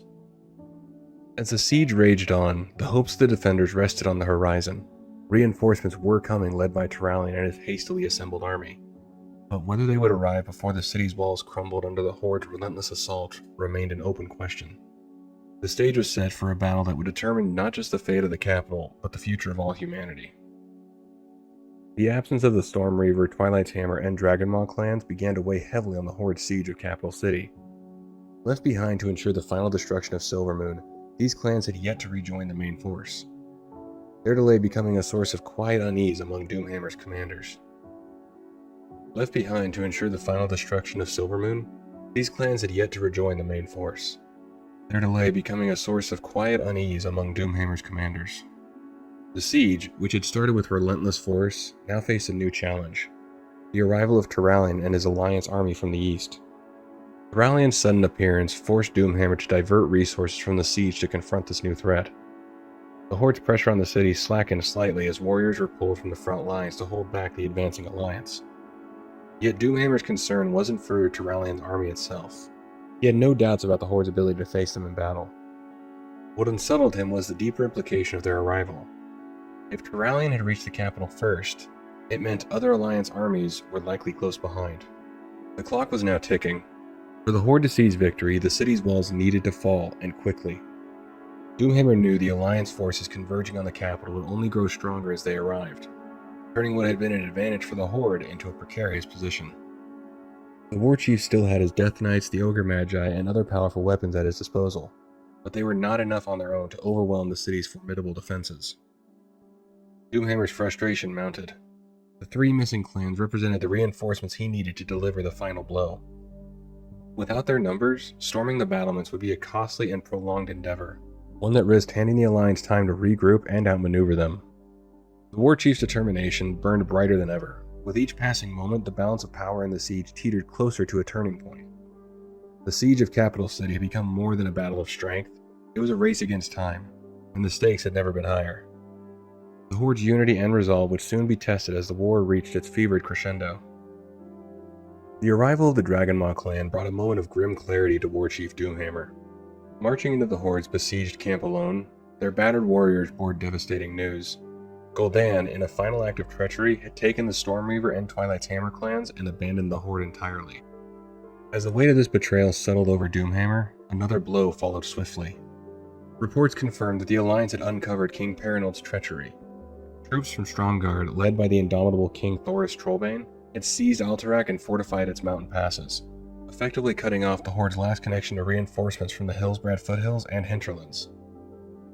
Doomhammer now faced an unbearable truth. The Horde army, entrenched in Tira's Fall and battered from prolonged fighting, was utterly isolated. Even if the walls of Capital City fell, the Horde's position had become indefensible. The Alliance's combined forces, bolstered by reinforcements converging from across the region, would be unstoppable. The campaign was lost. Rage burned within the war chief at this momentous setback. The betrayal of Gul'dan, the betrayal of Perenald, and the encroaching Alliance had conspired to unravel the Horde's ambitions. With no other option, Doomhammer gave the bitter command. The Horde would retreat to Khazad-dûm. It was a desperate bid to regroup what remained of his forces and salvage some fragment of victory from the ashes of defeat. To ensure the retreat was not a slaughter, Doomhammer deployed his remaining assets with precision. The Red Dragon Riders were unleashed to harass and delay the pursuing Alliance forces. Their fiery breath intended to buy the Horde precious time. Meanwhile, Doomhammer tasked the Blacktooth Grin clan with a singular mission: to hunt down and eliminate Gul'dan. The Warlock's treachery had not only cost the Horde critical manpower, but may have doomed the entire campaign. His betrayal would not go unanswered. As the Horde began its retreat, its once mighty army fractured and bloody, the ambitions of conquest that had driven Doomhammer and his warriors for so long seemed a distant dream. Yet even in defeat, the war chief clung to his resolve, determined to rebuild and fight another day. The Horde found itself in full retreat, scrambling to reach friendly territory as the relentless Alliance forces bore down on them with unyielding determination. In the hinterlands, the Orcs barely managed to break through Anduin Lothar's formidable troops, making a desperate bid for Thandal's span to the south. Hot on their heels was the main Horde force, led by War Chief Orgrim Doomhammer. Exhausted after weeks of grueling marches and skirmishes, Doomhammer's warriors stumbled into the wetlands, battered and weary. But time was their enemy, and there was no respite. With grim resolve, they pressed on into the frigid peaks of Khazad-dûm, knowing that every moment counted. The Alliance, bolstered by their own recent victories, swiftly reclaimed Thandal's span with the support of naval forces from the recently liberated island of Tolbarad. Their momentum carried them further, liberating Dun Moder and Dun Algaz as they pushed southward. Yet despite their success, one critical location eluded their grasp: the shadowed halls of Grim Batol, its dark secrets being concealed from the advancing armies, who remained unaware of the Horde's stronghold within. Far across the seas, on the storm-lashed island housing the tomb of Sargeras, Gul'dan's treacherous ambition came to a brutal end. The Warlock met his fate at the hands of the tomb's demonic guardians, his thirst for power leading to his destruction. The Stormreaver and Twilight Hammer clans, loyal to Gul'dan, shared his grim demise. They were mercilessly hunted down by the Blacktooth Grin clan, led by Maim and Dalrend Blackhand. Acting on Doomhammer's orders, the brothers ensured that few of Gul'dan's followers escaped the island alive, stamping out the last embers of his betrayal in a sea of blood. It was a time of chaos and desperation, where victories were hard won and the cost of failure was paid in lives. Both the Horde and the Alliance fought with everything they had, their destinies entwined in the fires of an unforgiving war. Dragon Riders dispatched by War Chief Doomhammer eventually located the Blacktooth Grin clan on their return journey, bearing news of Gul'dan's demise. Doomhammer welcomed the report with grim satisfaction, lamenting only that it was not his axe that struck the final blow. Yet even with Gul'dan gone, the forces returning by sea would arrive too late to bolster the Horde's precarious position. The once mighty horde that had entered Khazad-dûm was now a shadow of its former strength. Less than half of its original force remained. Doomhammer recognized the grim reality. Khazad-dûm could not be defended in their weakened state, especially with the looming threat of the dwarves and gnomes rejoining the fray. The war chief knew he needed reinforcements, and he needed them quickly. Messengers were dispatched across the dark portal to Draenor, calling for reinforcements from the savage and bloodthirsty clans that had stayed behind. Every available soldier would be required. Doomhammer declared Blackrock Spire as the Horde's rallying point, a fortress deep in Horde territory where they could trade space for time. There, the Alliance would pay a bloody toll for every inch they advanced.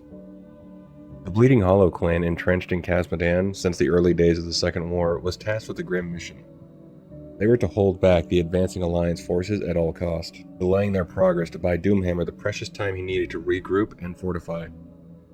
It was a desperate gambit, but the Horde's survival depended on it. At the same time, Doomhammer reached out to Chieftain Zuluhead of the Dragonmaw clan with urgent orders. Zuluhead was to gather every scattered Dragon Rider under his command and prepare for the final battle. He was also instructed to transport Alex Strauss the Lifebinder and any other Red Dragon still held at Grim Batal to Blackrock Mountain immediately. Their fiery strength would be vital in the coming confrontation. Additionally, Zuluhead was charged with guarding the Blacktooth Grin as they sailed back to safety. Doomhammer's strategy was bold, yet tinged with desperation. The Horde was battered and outnumbered, but their war chief's resolve remained unshaken. The final act of the Second War was beginning to take shape, with Blackrock Mountain as its inevitable stage. Every decision Doomhammer made was laced with the hope that the Horde could hold the line, reclaim their strength, and perhaps, just perhaps, turn the tide once more. Supreme Commander Anduin Lothar drove his forces relentlessly, urging them to match the pace of the retreating Horde. Victory, after months of grueling marches and brutal battles, was finally within their grasp. Much of the Alliance army's endurance during this pursuit could be attributed to the unwavering efforts of the paladins who marched alongside them. The Knights of the Silver Hand worked tirelessly, healing the wounded, inspiring the weary, and fortifying the resolve of all who doubted. Their steadfast presence kept morale high, turning what could have been a demoralized chase into a triumphant push.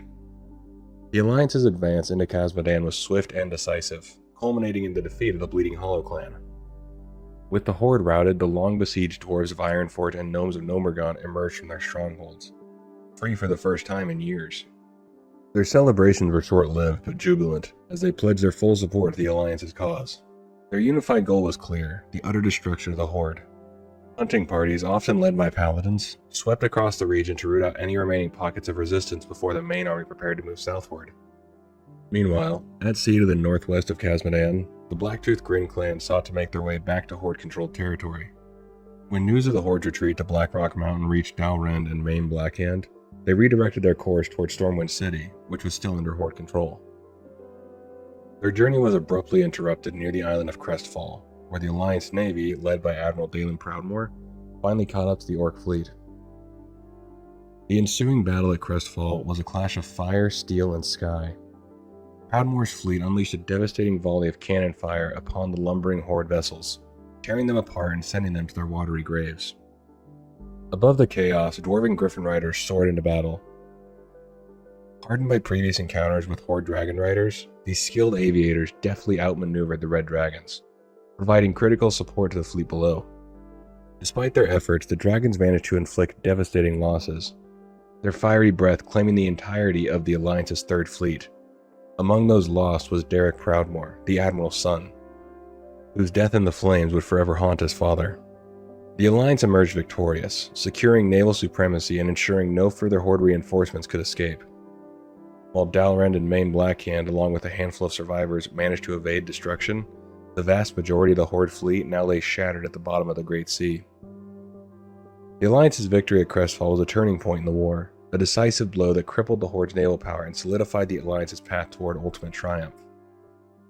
Yet even in victory, the cost was heavy, a reminder that the war's end, though near, would not come without sacrifice. The Alliance army, an unyielding force of thousands, marched into the smoldering waste of the burning steppes. Their sights set on the Horde's most formidable stronghold, Blackrock Mountain. Humans, dwarves, elves, and gnomes advanced side by side, their resolve as unyielding as the volcanic peaks looming ahead. The siege engines rumbled forward, their massive wheels carving deep tracks into the scorched earth, as the Alliance prepared to lay siege to the Horde's final bastion. Inside Blackrock Mountain, Warchief Doomhammer stood on the brink of desperation. The reinforcements he so desperately needed were nowhere to be found. The Dragonmaw clan and their fearsome dragons had yet to arrive from Grim Batal. The Blacktooth Grin clan was crippled, their fleet nearly obliterated at the Battle of Crestfall, and no aid from Draenor would arrive in time to turn the tide. But Doomhammer was not a leader who surrendered to despair. If defeat was inevitable, he would make it a defeat for the ages, a final glorious stand against the encroaching Alliance. Calling on the Horde to remember its roots, Doomhammer stoked the fires of their bloodlust. He painted the coming battle not as a defense, but as an act of vengeance, a reckoning for the indignities suffered at the hands of their enemies. The gates of Blackrock Mountain stood firm against the Alliance's siege engines. But Doomhammer had no intention of waiting for them to break. Instead, the great doors suddenly groaned open, and from the heart of the mountain poured thousands of Horde warriors, their roars echoing like thunder across the battlefield. At the forefront of this ferocious charge was Doomhammer himself, clad in his iconic black plate armor and wielding the mighty hammer that bore his name. Though he knew the Horde lacked the strength to overwhelm the Alliance through sheer force, Doomhammer had a different target in mind: Supreme Commander Anduin Lothar. He believed that if he could bring down the Alliance's leader on the field of battle, the human forces would crumble, just as the Orcs would falter at the death of their warchief. The sudden onslaught caught the Alliance forces off guard. For a moment, chaos rippled through their ranks as the Horde pressed forward with suicidal ferocity. Amid the carnage, Doomhammer's warriors carved a path of destruction, a wedge aimed directly at Lothar. The Warchief's strategy was bold, reckless, and brimming with the defiance of a leader determined to face his enemies on his own terms. And so, through fire, steel, and blood, Doomhammer fought his way toward the man he believed held the key to the battle's outcome. The clash of these two titanic figures was inevitable, a collision of ideals, strength, and destiny set against the backdrop of a war that would shape the future of Azeroth. The battlefield trembled as Lothar faced Doomhammer in single combat. Amid the chaos of clashing armies and the screams of war, the two titans stood locked in a duel that seemed to hold the fate of Azeroth itself. Soldiers from both sides paused, their gazes fixed on the scene, as the sharp clash of steel against iron rang out like a war drum across the smoldering landscape. Lothar, a towering figure even by Orcish standards, wielded his greatsword with practiced precision. His years of experience and sheer skill gave him a formidable edge. But Doomhammer, younger, larger, and brimming with raw strength, matched the human commander blow for blow. Every swing of his hammer carried unrelenting ferocity, each strike pushing Lothar further back. The tide of their battle shifted steadily, as Doomhammer's strength and stamina began to overpower the veteran's seasoned tactics. With a thunderous sweep of his weapon, Doomhammer shattered Lothar's greatsword into splintered shards, the force of the blow driving the Supreme Commander to his knees. For a brief, harrowing moment, silence fell over the battlefield. Then, in a final brutal swing, the Warchief crushed Lothar's skull, ending the legendary commander's life in an instant. The ripple effect was immediate. Horde warriors roared in triumph, their spirits ignited by the sight of their leader's victory. They surged forward with renewed vigor, pressing their advantage. Meanwhile, the Alliance forces faltered. A wave of despair washed over them as the realization struck. Lothar was gone. Fear and sorrow spread like wildfire through their ranks, threatening to undo them entirely. But amid the chaos, a light emerged. Turalian, a paladin and one of Lothar's most trusted lieutenants, refused to accept defeat. Fueled by grief and unwavering faith, he unleashed the full force of his holy power. His body radiated with divine light, blinding everyone around him, halting the frenzied battle in its tracks. In the ethereal glow, Turalian stepped forward, his resolve burning like a beacon. He retrieved Lothar's broken weapon from the blood-soaked ground and turned to face Doomhammer. With one swift, unrelenting strike, Turalian brought the shattered blade down on the stunned warchief, knocking him unconscious. In that moment, the tide turned once again. Turalian's act of defiance rekindled the Alliance's hope, rallying their soldiers to stand and fight. The death of Lothar, though a devastating blow, became a rallying cry, uniting the Alliance forces to push forward. The battle was far from over, but the spark of resistance had been reignited, and Turalian, now bearing the mantle of leadership, vowed that his commander's sacrifice would not be in vain. Turalian stepped forward, the weight of loss and duty etched into his every movement. As a new commander of the Alliance, he raised his voice above the din of despair, calling on his comrades to stand tall in the face of darkness. He invoked the memory of Anduin Lothar, a man who had led them with unwavering courage, even when all seemed lost. Lothar never gave in to despair, Turalyon declared, his voice resolute. He fought for a future free from the shadow of the Horde, and as his sons and daughters, it is our duty to see his legacy fulfilled. The words struck a deep chord within the hearts of those who listened. Grief and fear gave way to a rising tide of hope and purpose. Turalyon's unwavering belief in their cause ignited a renewed sense of justice among the Alliance forces. They had come too far, sacrificed too much to falter now. Wasting no time, Turalyon reformed the Alliance ranks, his command sharp and clear. With a final thunderous battle cry, the Alliance surged forward, their charge crashing into the battered Horde like an unstoppable tide. The Orcish forces, already shaken by the loss of their warchief, buckled under the sheer force of the assault. What remained of their cohesion crumbled, and the Horde army scattered in every direction, some fleeing south toward the distant Dark Portal in a desperate bid for survival. Near Blackrock Mountain, a handful of orcs refused to retreat, choosing instead to fight on in defiance. But Turalyon, driven not by vengeance but by justice, ordered his forces to overwhelm and capture these remaining fighters rather than cut them down. The battlefield became a testament to the Alliance's resolve, as even the fallen warchief Doomhammer was seized and bound in chains alongside the other prisoners. When the dust settled, the once mighty Horde lay shattered beyond any hope of recovery. The chains around their prisoners symbolized more than just their defeat. They marked the end of a war that had ravaged Azeroth. Standing amidst the echoes of the final battle, Turalyon carried the memory of Anduin Lothar, now more than a fallen hero.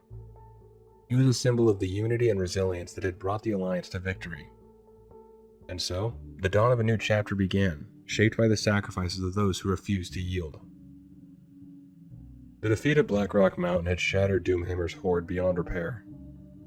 The once mighty force, now scattered and broken, fled southward under the command of the cunning Death Knight, Terran Khan Gorfiend. His destination was the Dark Portal, the mysterious gateway to Draenor and the Horde's only hope for refuge. But the remnants of the Horde found no respite in their flight, as Turalyon and his relentless Alliance forces pursued them at every turn. The Alliance, driven by a desire not only for vengeance but also for answers, pursued Gorfiend's group with single-minded determination. They sought the Dark Portal, the source of the Orcs' invasion and the root of the cause that had consumed their world. The pursuit came to a head in the Black Morass, just outside the portal itself. Here, amidst the barren and twisted landscape, Turalyon's forces descended upon their enemy. The battle that followed was among the most desperate and brutal of the war. The Horde, now fighting not for conquest but for survival, unleashed their full fury. Death Knights clad in dark armor wove destructive magics, while the beleaguered orcs fought with a savage determination born of desperation. The Alliance pressed hard, but the Horde's resistance was fierce. In the chaos, Gorfiend's forces managed to buy enough time to retreat through the Dark Portal, slipping away into the unknown reaches of Draenor. Despite the Alliance's determination, Turalyon made a fateful decision. He would not order his forces to follow. The risk of venturing into an alien world, unprepared and vulnerable, was too great. Instead, he resolved to destroy the portal and seal the gateway forever. To accomplish this monumental task, Turalyon called upon the arcane mastery of Khadgar and his fellow mages from the Kirin Tor. The spellcasters gathered around the towering stone frame of the Dark Portal, channeling their combined power into a spell of unimaginable magnitude. The air shimmered with raw magic, as the incantation unraveled the very fabric of the portal, ripping apart the energies that sustained the rift between worlds. The spell culminated in a blinding explosion of arcane force, shattering the stone gateway into a rain of dust and debris. The sky itself seemed to ripple with the aftershock, the echoes of the portal's destruction fading into silence. The gathered Alliance forces erupted into jubilant cheers, their voices ringing out across the Black Morass.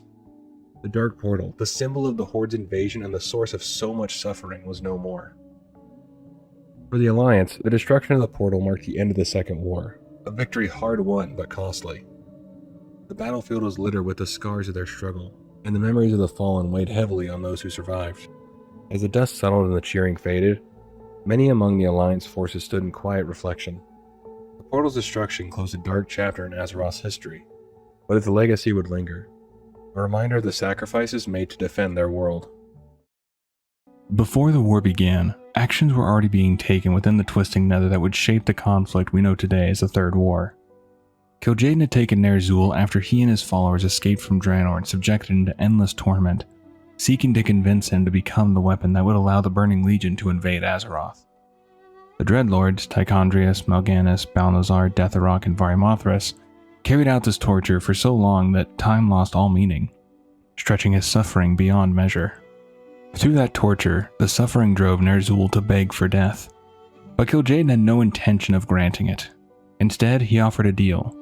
If Ner'zhul agreed to serve the Legion as its next weapon, he would be freed from the torment and bound to a set of armor and a blade known as Frostmourne. In doing so, he would become the Lich King. Finally, after being informed of Kil'jaeden's plan for the Lich King to unleash a plague that would cause the dead to rise, Ner'zhul was cast out of the Twisting Nether and sent crashing into Azeroth, where he struck the Icecrown Glacier. Over time, the citadel from which the Lich King would rule over Icecrown and all of Northrend began to take shape, eventually becoming known as Icecrown Citadel. He first secured control over Icecrown itself, and once the region was firmly under his control, he spread the plague throughout Northrend. But it was not an easy victory. While many races fell to his control with little resistance, the Nerubians were a different story. Their conflict with the Lich King would come to be known as the War of the Spider, a brutal struggle in which they held out for as long as they could. Though a resilient and formidable race, led by the powerful Anu-Barak, they ultimately fell. Anu-Barak himself was then raised into undeath, bound to the will of the Lich King to serve him along with the rest of his kind that fell that day. But to expand his influence further, the Lich King would need help. Reaching out with his vast psychic power, he searched for someone willing to listen. In time, he found a man who sought greater knowledge, one who would journey to Icecrown to uncover what was unfolding there, and to learn the dark process by which the Lich King raised the dead. Before Kel'Thuzad heard the Lich King's call, he was a mage within the Kirin Tor and was introduced to Jaina Proudmoore as one of the finest magi. Though something seemed off about him. Something Jaina couldn't quite put her finger on. That feeling would turn out to be correct.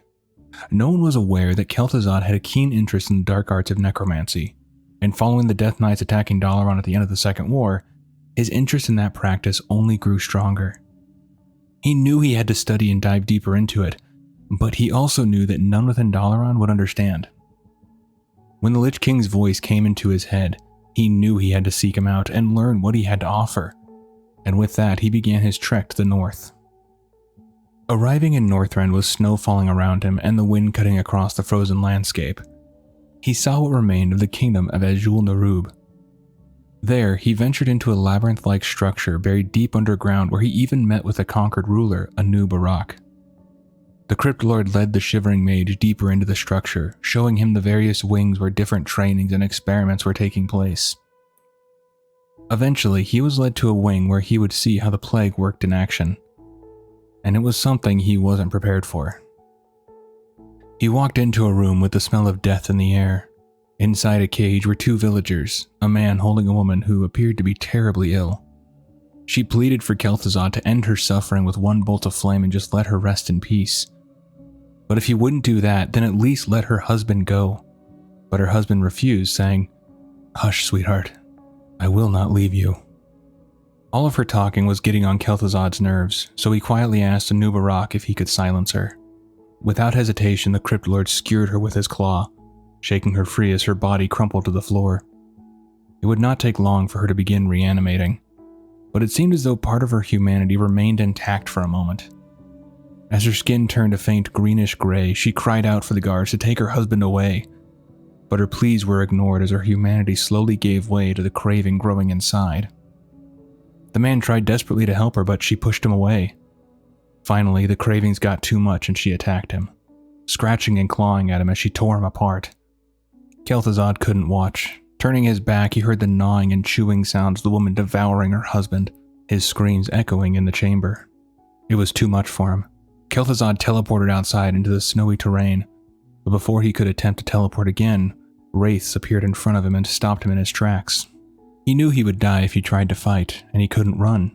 He would never be given enough time to cast another spell, so he agreed to be taken to their master, believing that working with the Lich King would allow him to strengthen his own skills, and eventually catch the Lich King by surprise and destroy him.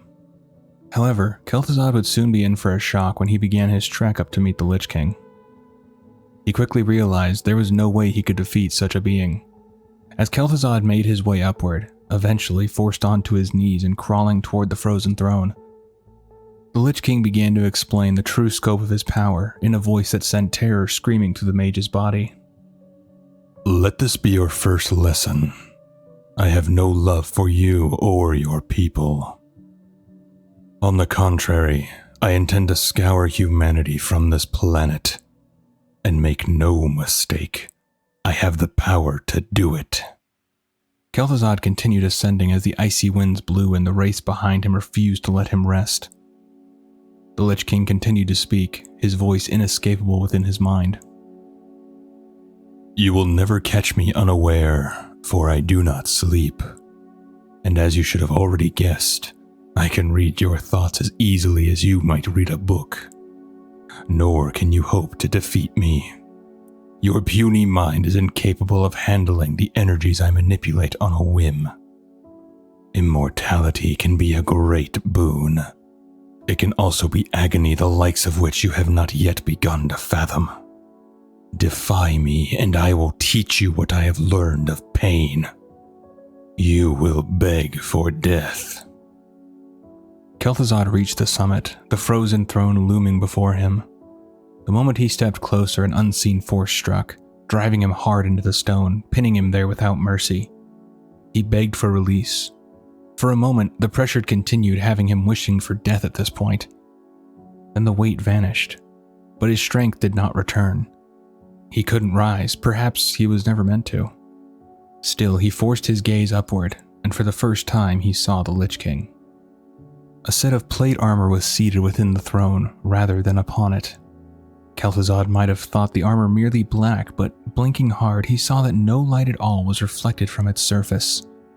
In fact, the longer he looked, the more it seemed to devour all light, hope, and sanity. The ornate spiked helm obviously doubled as a crown. It was set with a single blue gem and, like the rest of the armor, appeared empty. In one gauntlet, the figure clasped a massive sword whose blade had been etched with runes. Here was power. Here was despair. The Lich King continued speaking to the broken mage. As my lieutenant, you will gain knowledge and magic to surpass your most ambitious dreams. But in return, living or dead, you will serve me for the rest of your days. If you betray me, I shall make you into one of my mindless ones, and you will serve me still. Kel'Thuzad had heard enough and knew he was going to help the Lich King. Upon the agreement being made, Kel'Thuzad was shown a vision of casters in black robes standing in a circle chanting. Though he could not understand what they were saying, he knew the ritual was powerful as the ice beneath them cracked open. The massive ziggurat he had explored earlier began rising into the air, and that was when he truly laid his eyes upon Naxxramas. The Lich King spoke once more. You will go forth and bear witness to my power. You will be my ambassador to the living, and assemble a group of like-minded people to further my plans. You will establish my hold upon Azeroth, and this will be your vessel.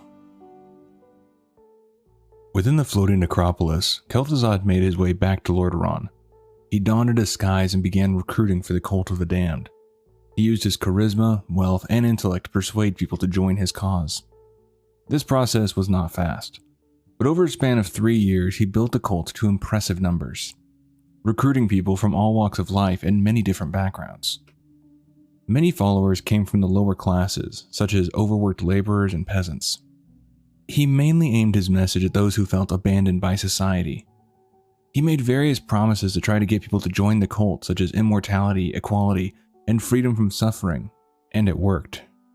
Kel'Thuzad was even able to convince some who once wielded the light to abandon it entirely and pledge themselves to Ner'zhul. He recruited the upper class of Lordaeron in the same way, and 2 examples of him doing that is the wealthy landowner Baron Rivendare joining the cult, and the family on the island of Cerdero, where he convinced the Barrow family to allow use of their manor. But they were not aware that Kel'Thuzad was with the cult when they made the deal. Their greed just got the better of them, and the desire to live forever took hold. Over time, the estate became known as Scholomance, and nearly the entire Baroff family joined the Cult of the Damned in one way or another. Scholomance would serve not only as a training ground for the cult, but also as a place where they tested the plague of undeath on the family's servants to ensure it worked as intended. Finally, the time had arrived to distribute their creation. To accomplish this, Kel'Thuzad infused cauldrons with the plague, which were then sent to cult-controlled villages where members would guard them closely. From there, the plague began working its dark and terrible magic upon the citizens of Lordaeron. The cultists themselves had no fear of dying from the plague. To them, death was simply the fulfillment of the promise of immortality through undeath. In a short time, many northern villages were turned. The plague spread further and further until the Northlands were flooded with feral zombies ready and willing to destroy anything the Lich King commanded. Kel'Thuzad looked upon the growing army with excitement, knowing that soon Lordaeron itself would feel the strength of the Lich King. Back in Icecrown, the Lich King could think only of breaking free from his icy prison, of destroying his jailers and striking down Kil'jaeden himself, the one who had condemned him to this new hell. But he knew he had to be patient. The power he wielded was great, yet it was not enough. He needed more forces and the perfect moment to strike. Though he commanded the undead, he understood their weakness as individuals. Their true strength lay in numbers, and until those numbers were sufficient, any attempt at escape would be useless. And beyond that, he knew a champion would serve him far better. Someone he could one day merge with, gaining a physical body through which he could enact his revenge. For that, he already had the perfect instrument, Frostmourne. The rune blade would be both gift and curse to its wielder, granting immense power while binding them to the Lich King's will. So he set to work, sowing the seeds of a plan that would allow him to act without revealing his true intentions. The Dreadlords had to believe the idea was their own, that granting the Lich King a champion was in the Legion's best interest, and he knew exactly how to manipulate them. Their greatest fear was Kil'jaeden. They understood that if the plague failed, it would be their heads that paid the price. While the Lich King already had Kel'Thuzad, he was occupied with leading the Cult of the Damned and couldn't serve as a battlefield commander. A champion was needed, one who could lead, conquer, and ultimately serve a greater purpose.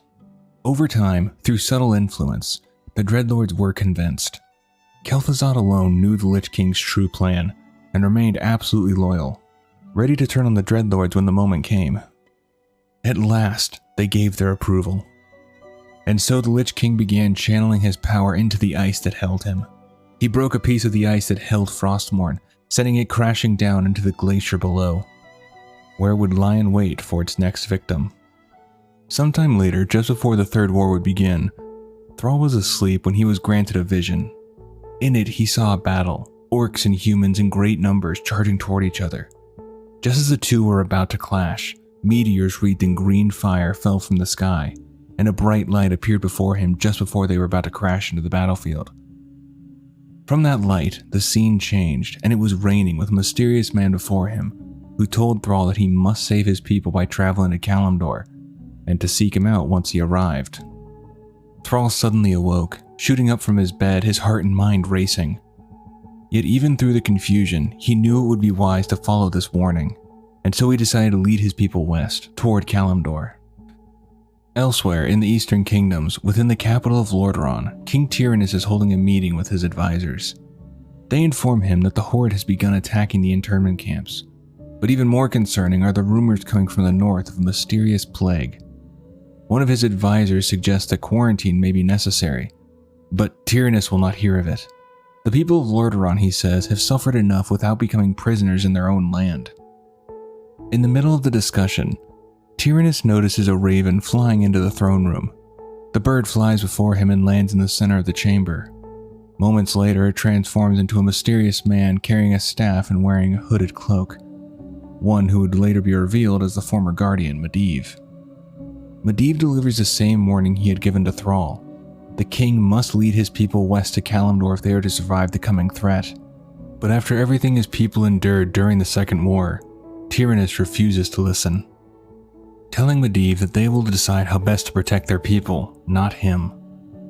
At those words, Medivh departs, But before he leaves, he declares that he once failed humanity and will not allow it to happen again. Elsewhere in the kingdom, Prince Arthas is sent to meet with Uther the Lightbringer to deal with the orcs in the region who have been kidnapping villagers. After fighting their way through the orc forces, they come face to face with the leader, slay him, and rescue the townspeople. Yet, Arthas had seen the orcs sacrificing some of the villagers. For what purpose, he had no idea, but he feared they might be attempting to summon demons back to Azeroth. Uther approaches Arthas and assures him that the demons were destroyed long ago, and that he need not trouble himself with it. Arthas nods in agreement and the two begin the journey home. But even as they ride, Arthas cannot shake the quiet voice in the back of his mind warning him that something far worse may be coming. Upon returning home, King Tyrannus informs his son of troubling rumors from the northern villages of the kingdom and tasks him with investigating them. Along the way, Arthas will meet an old friend, Jaina Proudmoore, who has been sent by the Kirin Tor to investigate the rumors of the spreading plague.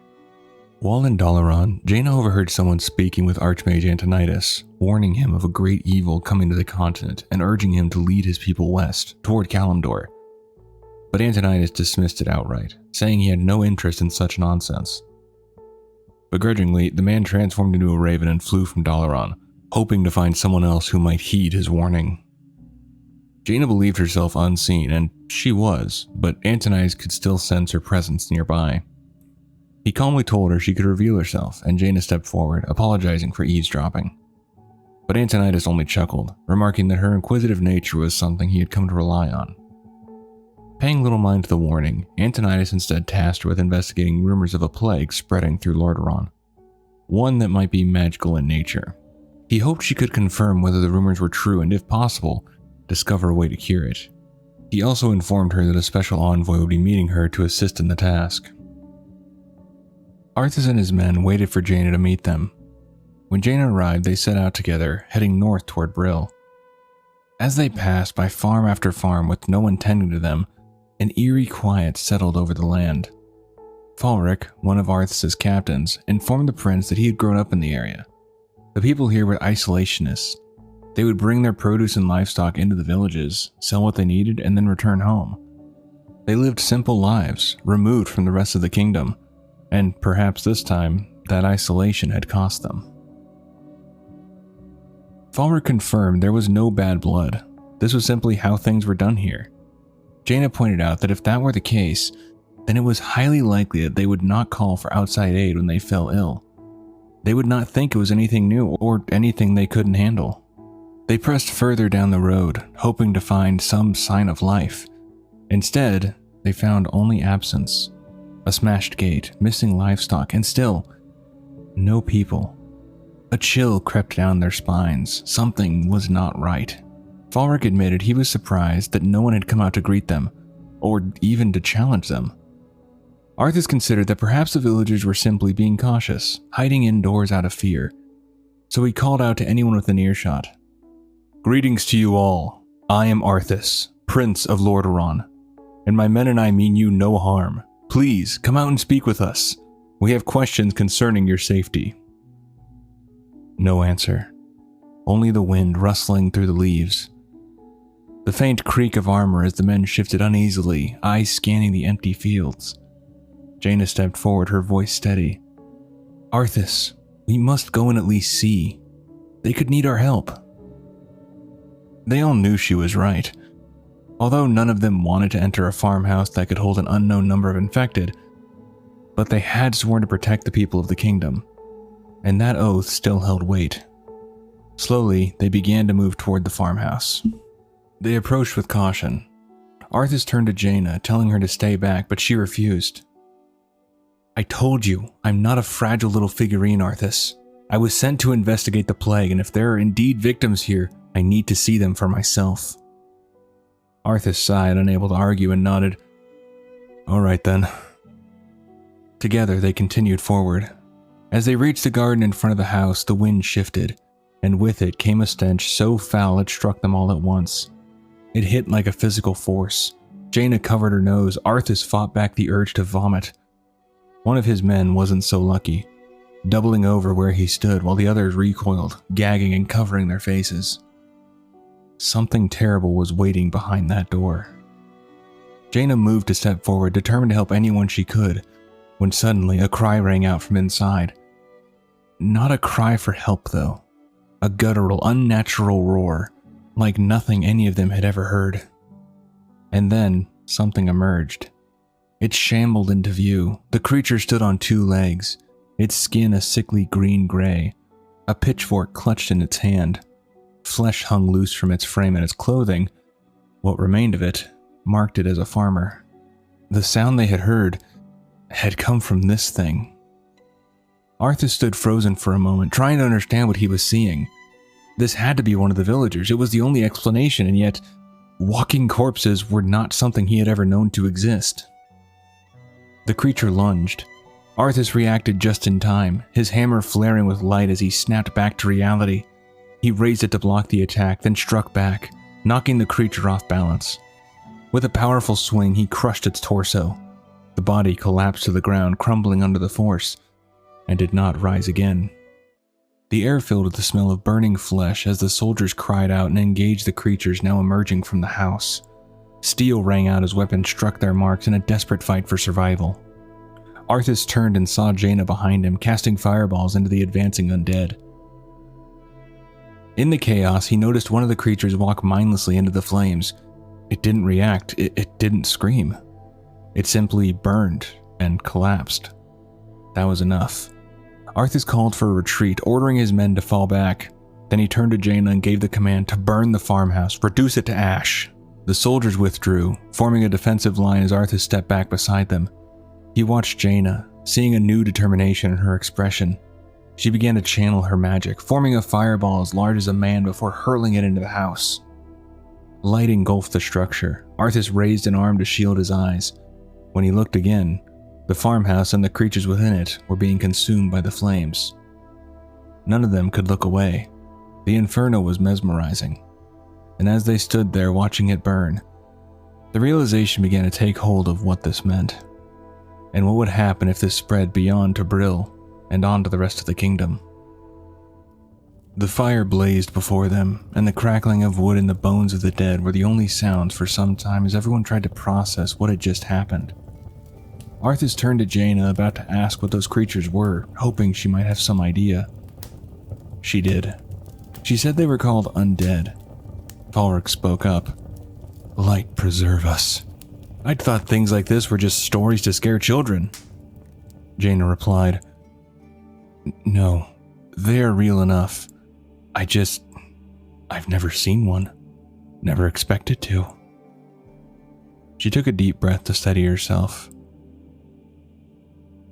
The dead sometimes do linger on, if their deaths were traumatic. It's what gave rise to ghost stories. She spoke with a calmness that helped ease the minds of those around her, drawing the attention of every soldier as she continued.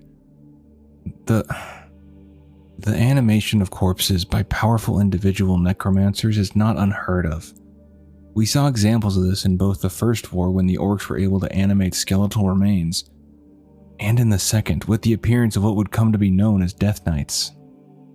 Jaina paused, then turned to Arthas and asked to speak with him for a moment while the troops absorbed what she had said. With the realization that necromancers could be behind this, and with all signs pointing to the plague having a magical origin, unease spread through the ranks. If this was happening here, what would they find in Brill or elsewhere in the kingdom? They prepared to move out and continue toward Brill when Jaina's eyes caught something atop a nearby hill. Arthas asked what was wrong, and she said that the land didn't look right. She guided her horse forward for a better look. As she rode toward it, the soldiers and Arthas followed close behind. As they approached the silo, Jaina dismounted and took a handful of dirt, examining it closely. The earth was dry, little more than dust. The grass had withered away. Even a small insect in her hand crumbled at the lightest touch. A faint breeze passed through and the soil in her palm simply fell apart. "It's as if the land around the granary is dying," she says. Arthas looked around and saw that she was right. Just a short distance behind them, the land was full of life, green grass, healthy soil, but here, there was nothing. The sight reminded them of the Black Morass, at how it had been twisted into the blasted lands when dark energies poured through the dark portal. once lush, now barren and lifeless. Then a thought struck Arthas. Could the grain itself be plagued? Let's hope not. She said, pointing to the crates the soldiers were carrying out of the granary. Those crates bear the regional seal of Anderhall, the distribution center for the northern boroughs. If this grain can spread the plague, there's no telling how many villages might be affected. At once, Arthas ordered his men to wear gloves as a precaution.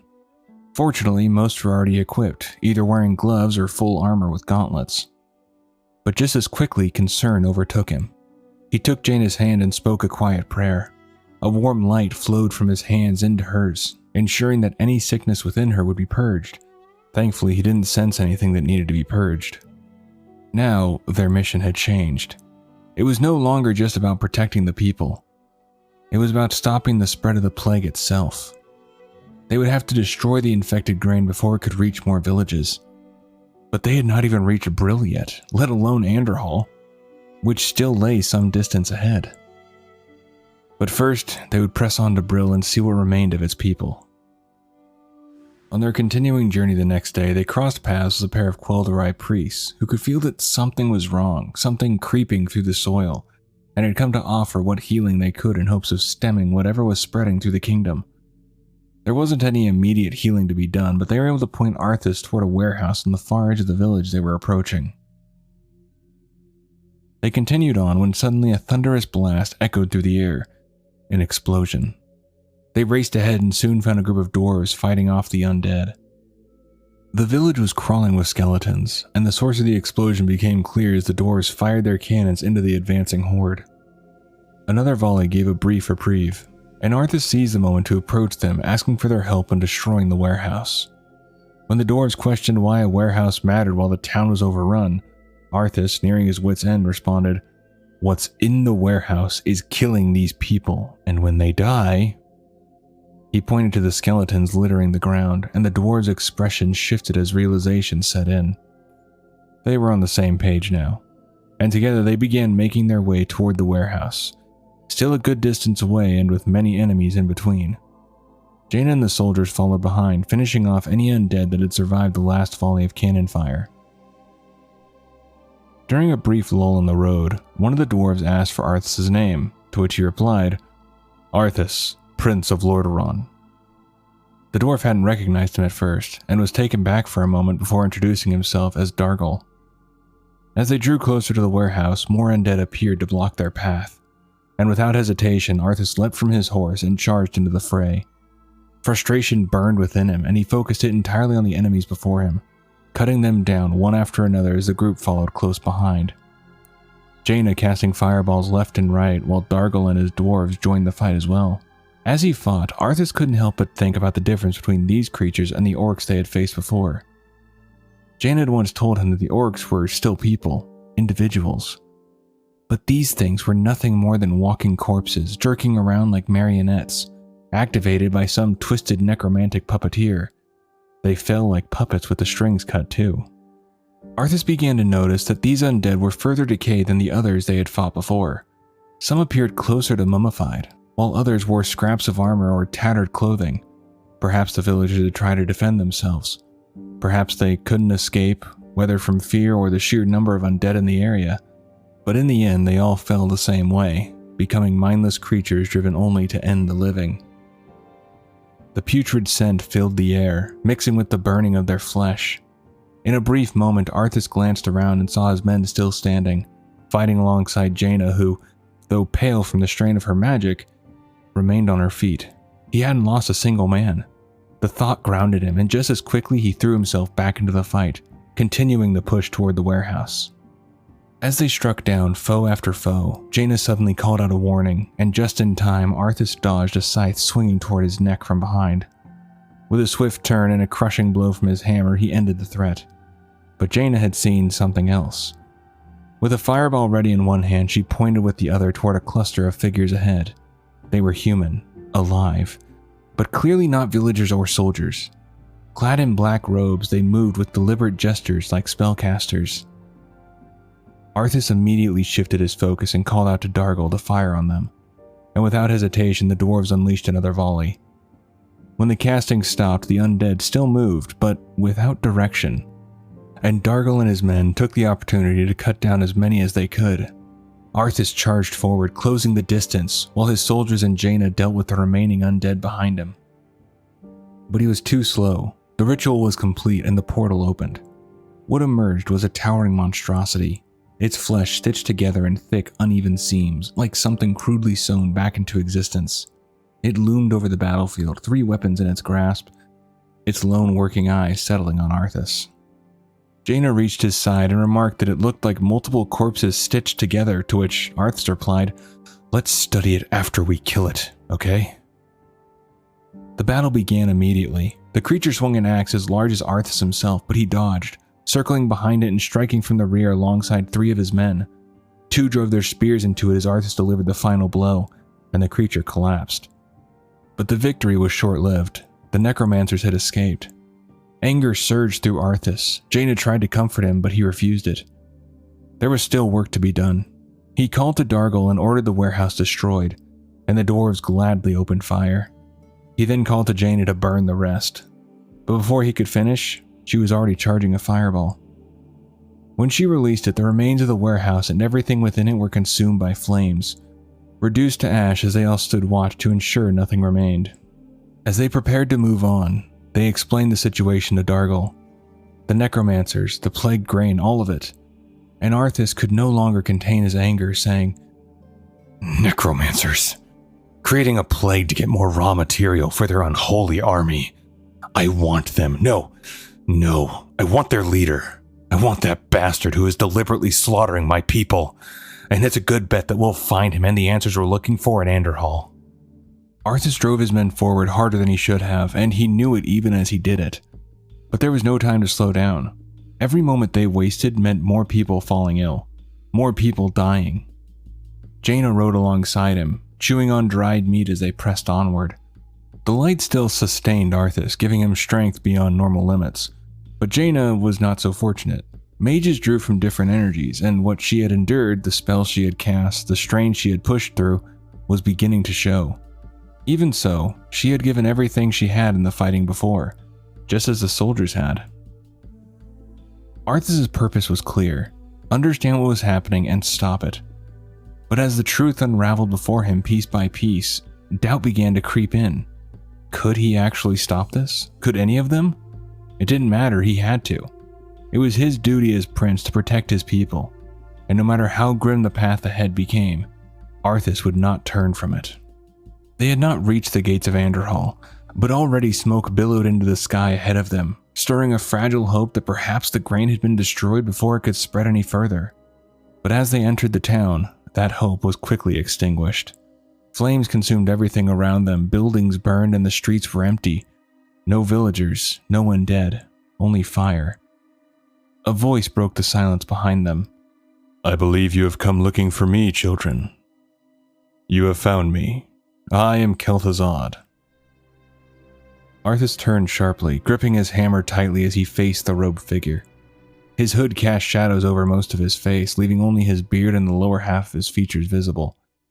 Jaina gasped, her hand rising to her mouth as recognition struck her, but Arthas only glanced at her briefly before returning his focus to the man before them.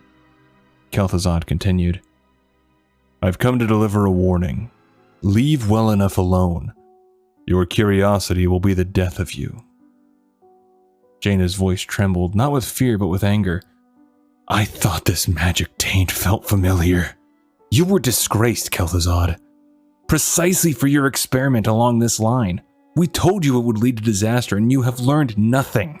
Kel'Thuzad remained completely unfazed. "Lady Jaina Proudmoore, looks like Antonidas' little apprentice is all grown up. And quite the contrary, my dear. As you can see, I have learned a great deal."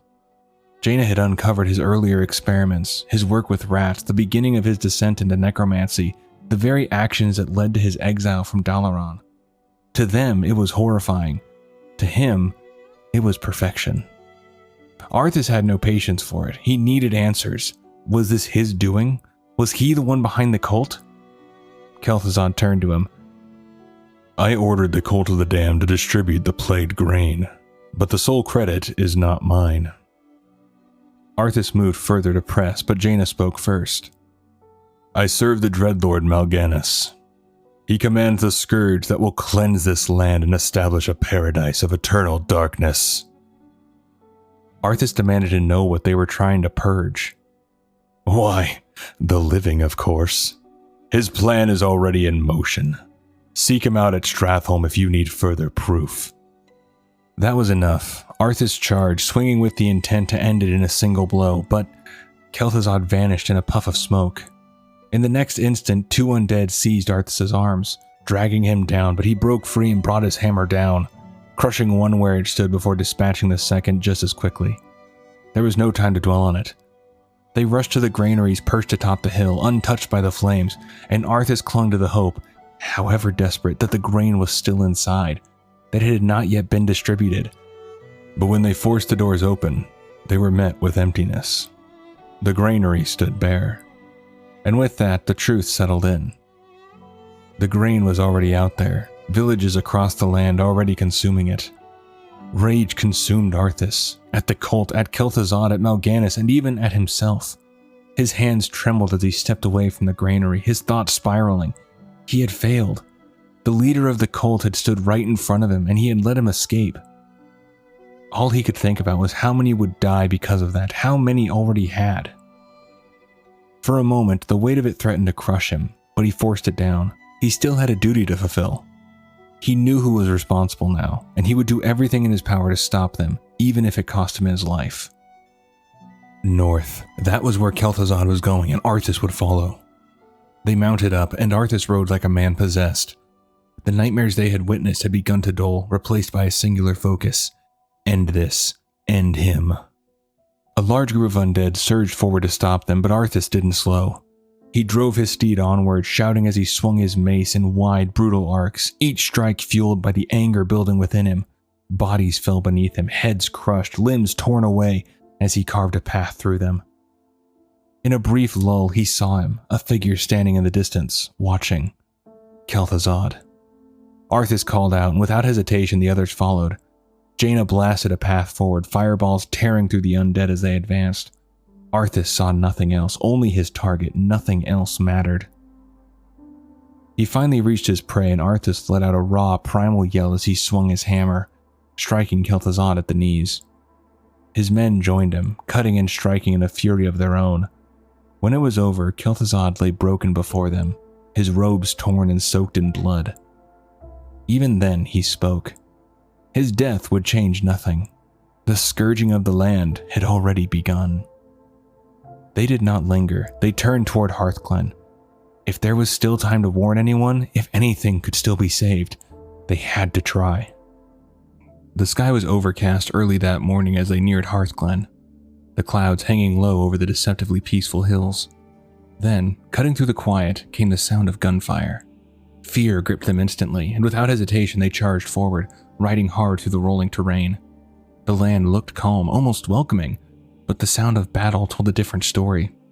Cresting the hill, they saw men and dwarves ahead, armed with rifles firing into the distance. For a moment, a single thought struck them all at once. Were they too late? Arthas rode forward and called for them to hold their fire, demanding to know what was happening and why they were so heavily armed. The defenders quickly explained that they had seen undead in the surrounding area and had armed themselves in preparation, but the town itself was still safe.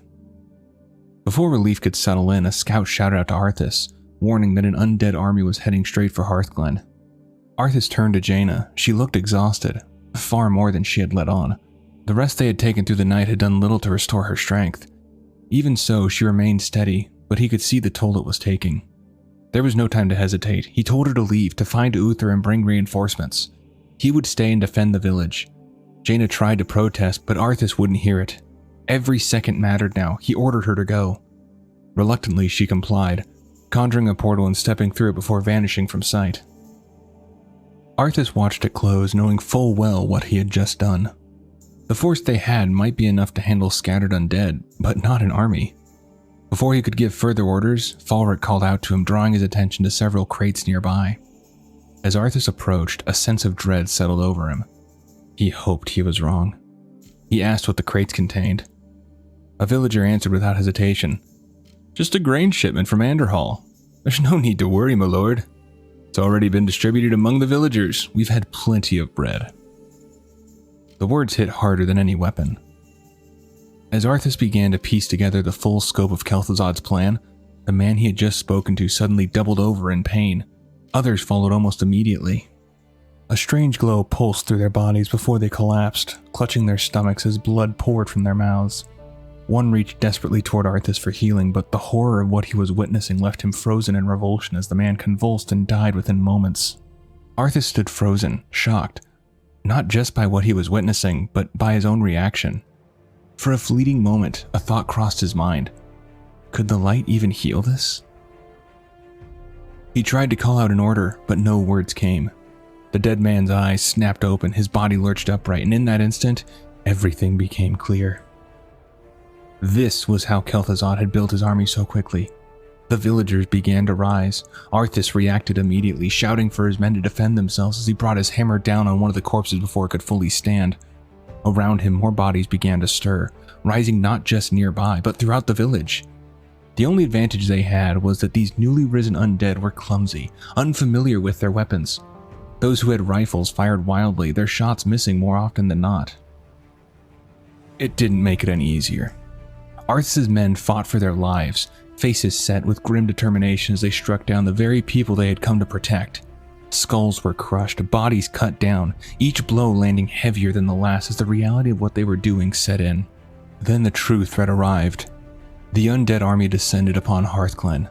Skeletons long dead marched alongside freshly turned victims, while others wore remnants of armor from lives long past. And among them were the abominations, hulking masses of stitched flesh that had taken multiple men to bring down before. But Arthas did not falter. He would not. Raising his hammer high, its light flaring brilliantly against the darkened sky, he called out to his men, "Hold your ground. We are chosen by the light. We shall not fall." Arthas had lost track of how many he had been fighting. He never stopped swinging his hammer, his arms trembling and his lungs burning with every breath. The light was the only thing keeping him and his men moving, steadying them when their bodies should have given out. It was their one true advantage. The undead were vulnerable to it, and a clean, decisive strike could stop them where they stood. But still they came. Wave after wave crashed against them, ghoul after ghoul, relentless and unending. These had once been his people, and even as he lifted his hammer again, that truth lingered in the back of his mind, until a familiar voice broke through the chaos. Uther had arrived, leading his knights into the fray, fresh and battle-hardened. With them came Jaina, despite the exhaustion weighing heavily on her. The tide shifted almost immediately. The undead began to fall faster, and with it came renewed strength for Arthas and his men. Uther's forces didn't hesitate at what they faced. Jaina had prepared them well. Each new wave was met with hammer, sword, and flame, driven back by sheer will. At last, the final of the walking dead fell to Jaina's fire, and as the flames died, so too did her strength. Her legs gave out beneath her and she quickly reached for her water skin, drinking deeply as her hands shook. She forced herself to eat as well, pulling out dried meat in a desperate attempt to restore even a fraction of her strength. Uther stood in silence, looking out over the sea of dead before them. Arthas, however, did not. His gaze had drifted elsewhere, to the bloated, fly-ridden corpse of a horse lying among the carnage. His thoughts had already moved beyond Hearthglen, Stratholme, Mal'Ganis. This was where it would end. And so he decided to start heading to Stratholme ahead of everyone, despite objections from the others. Uther tried to reason with him to slow him down, but Arthas wouldn't listen. He even tried to draw Uther into his anger, reminding him that Stratholme was where he had become a paladin. But Uther refused to take the bait. Easy, lad. Brave as you are, you can't hope to defeat a man who commands the dead all by yourself. Arthas said nothing. He mounted his horse and rode off without another word, needing to be alone. Behind him, Jaina and Uther watched him go. He's feeling the weight of the crown for the first time, Uther said quietly. He's never had to before. This is all part of it, my lady. Part of learning how to rule wisely. I watched Tyrannus struggle with the same thing when he was a young man. Both good men, both wanting to do the right things for their people, to keep them safe and happy. But sometimes the only decision is which is the lesser evil. Sometimes there's no way to fix everything. Arthas is learning that. Jaina could not let him go alone. Taking Uther's advice, she followed, keeping her distance. She cloaked herself in invisibility, watching him without interfering. Arthas rode hard, anger clouding his thoughts, at Kel'Thuzad, at the cult, at everything that had happened, even at his horse for not moving faster. So lost in it all, he nearly struck a man standing in the road. Even though Arthas nearly hit him with his horse going at a full gallop, the man didn't flinch. Medivh had come to reach the prince at last, hoping this time someone would listen. Arthas snapped at him, anger spilling over, but the man calmly replied that he would not have been harmed. He spoke of Arthas' father, of warnings that had gone unheard, and told him the truth, that this land was already lost. If Arthas truly wished to save his people, he would leave and go to Kalimdor. Arthas refused. He could not abandon his kingdom. Before leaving, the man offered one final warning. The harder you strive to slay your enemies, the faster you'll deliver your people into their hands. Then he transformed into a raven and disappeared into the sky. Arthas remained, too consumed by the weight pressing down on him to understand what had just been said. Jaina revealed herself then, explaining that this same prophet had come to Dalaran, warning Antonidas of the same fate. But there was no time to dwell on it. They continued on toward Stratholme with Uther following behind, until they were forced to stop for the night. By morning, Arthas informed Jaina of his grim realization. The plague was far worse than they had thought. It was not a matter of necromancers raising the dead later. The grain itself carried it. The bread killed them and turned them into undead. This was how Hearthglen had fallen so quickly.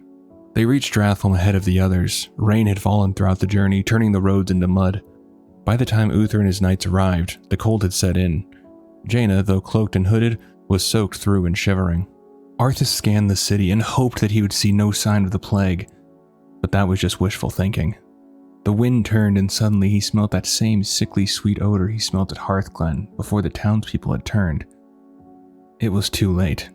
The plague had been made into the bread. He turned to everyone and told them that everyone in Stratholme had been infected. Uther refused to believe it, asking if Arthas had gone insane, but Jaina stepped forward backing him up. If they had eaten the grain, then they were infected, and if they were infected, they would turn.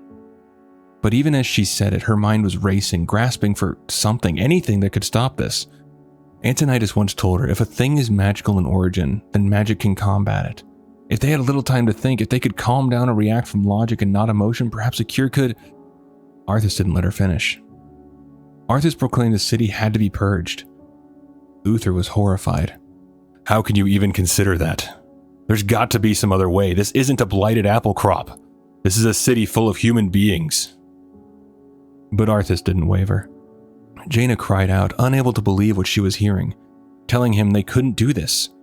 Arthas turned to her, eyes filled with anger and hurt, and in that moment she saw it clearly. He believed this was the only way. Listen to me, we don't know how many are infected. Some of them might not have even eaten any grain at all. Others might not have had a lethal dose. We don't even know what a lethal dose is. We know so little. We can't just slaughter them all like animals out of our own fear. I'm trying to protect the innocent, Jaina. That's what I swore to do. They are innocent. They are victims. They didn't ask for this, Arthas.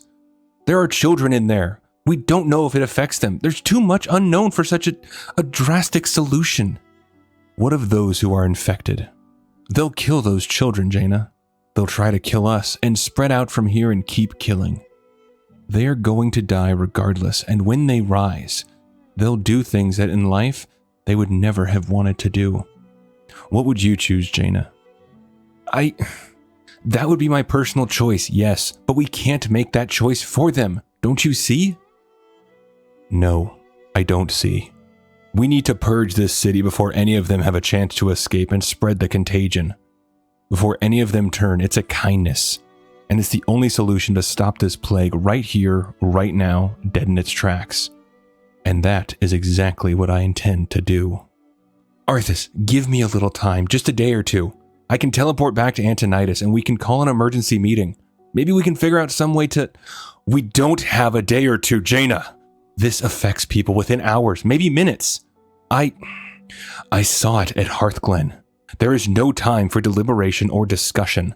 We have to act now, or it will be too late. There was nothing left to say. Arthas gave the order. Uther refused. Damn it, Uther. As your future king, I order you to purge this city. You are not my king yet, boy. Nor would I obey that command even if you were. Then I must consider this an act of treason. Treason? Have you lost your mind, Arthas? Have I? Lord Uther, by my right of succession and the sovereignty of my crown, I hereby relieve you of your command and suspend your paladins from service. Arthas, you can't just... It's done. Those of you who have the will to save this land, follow me. The rest of you, get out of my sight. You've just crossed a terrible threshold, Arthas. Jaina? I'm sorry, Arthas. I can't watch you do this. She left with Uther trembling, barely able to hold herself together as she rode away. Arthas called after her, but she closed her eyes, tears falling as she whispered her apology. He was alone, but still he could not understand. How could she agree with him and still leave? Doubt crept in. Was she right? No, she couldn't be. If she was, then he was about to become a mass murderer, and he knew that wasn't who he was. He knew it. When he came back to himself, he saw how few soldiers remained and wondered if they could truly take the city. Falric spoke up, agreeing with him, and others followed. Arthas gripped his hammer. There is no pleasure in what we do here, only grim necessity. Only the need to halt the plague here and now, with the fewest casualties possible. Those within these walls are already dead. We know it, even if they do not. And we must kill them quickly and cleanly before the plague does it for us. He looked at the men before him, the men who didn't turn away from their duty. They must be slain and their homes destroyed, lest the dwelling become shelter for those whom we are to save. The men nodded and gripped their weapons. This is not a great and glorious battle. It is going to be ugly and painful, and I regret its necessity with my whole heart. But it is with my whole heart that I know we must do this. For the light! The order was given, and the culling began. The risen were easy, the living were not. The people did not even reach for their weapons at first, unable to comprehend what was happening. The first to fall to Arthas' hammer was a child, a young boy. As the boy tried to speak, Arthas cried out and struck him down, crushing his chest. His mother watched in horror, but she wasn't able to move, and then she was next. It didn't get easier. The screams, the pleading, the questions. It only became harder. His helm became his shield, hiding everything beneath it as he pressed forward. The city burned around them, homes set ablaze with people still inside, cries echoing through the streets. For a moment, when some of the townspeople fought back, he found a hollow justification. But the guilt remained. Then a voice called out behind him. I've been waiting for you, young prince. I am Mal'Ganis. Arthas turned but saw no one, but he could sense a dark presence near him and felt something like relief. At last, the one behind all this death in the kingdom was here. Voices sounded from behind every door, and villagers who had been hiding from the carnage stumbled out, but they had already turned. Their bodies silhouetted by the green, sickly glow Arthas had already seen in Hearthglen. The voice continued. As you can see, your people are now mine. I will now turn this city household by household until the flame of life has been snuffed out forever. Mal'Ganis said with a laugh. Arthas shouted back that he would not allow it. Better that these people die by my hand than serve as your slaves in death. Mal'Ganis' laugh trailed off, and Arthas wanted to try to find him, but he was busy fighting for his life as a group of undead 3 deep charged at him. And Arthas was forced back into battle. Time lost all meaning after that. He no longer knew how long he had been killing or how many living and dead had fallen before his hammer. At last, the culling was done. The city lay in ruins, and his people had been slaughtered by his hand and the hands of his soldiers. He stood there exhausted, shaking, nauseated by the smell of blood, smoke, and the sickly sweet scent of poisoned bread still lingering in the air, even though the bakery itself had become a burning shell. Blood and ichor covered his armor. But even after all that, one task still remained. One final enemy had to die. Mal'Ganis descended from the sky, his wings outstretched as he landed on the roof of the building near Arthas. Now Arthas had read of dreadlords in books at Dalaran, had seen pictures of them before, and knew they were enormous, with large wings and unnatural legs wrapped in armor along the thighs and lower portions of their limbs. But the thing that truly haunted him was not the size or the armor. It was the eyes. Those glowing green eyes, and the sharp teeth bared in an arrogant sneer.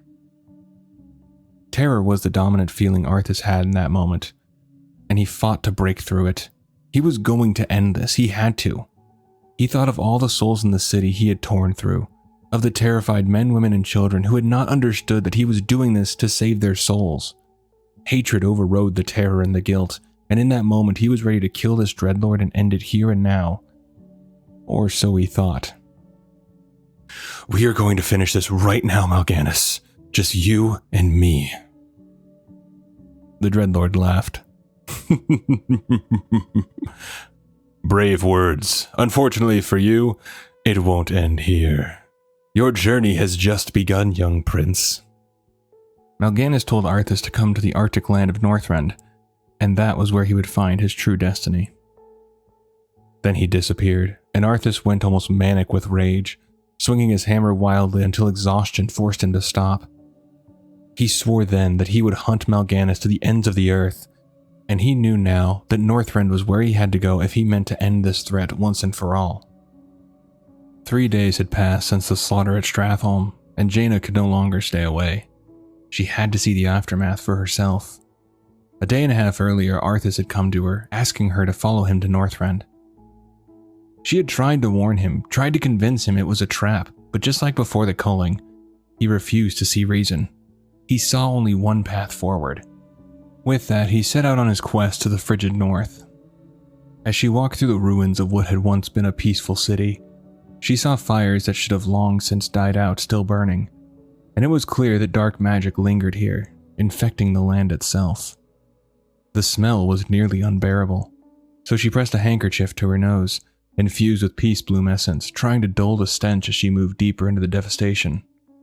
Everywhere she looked, there was death.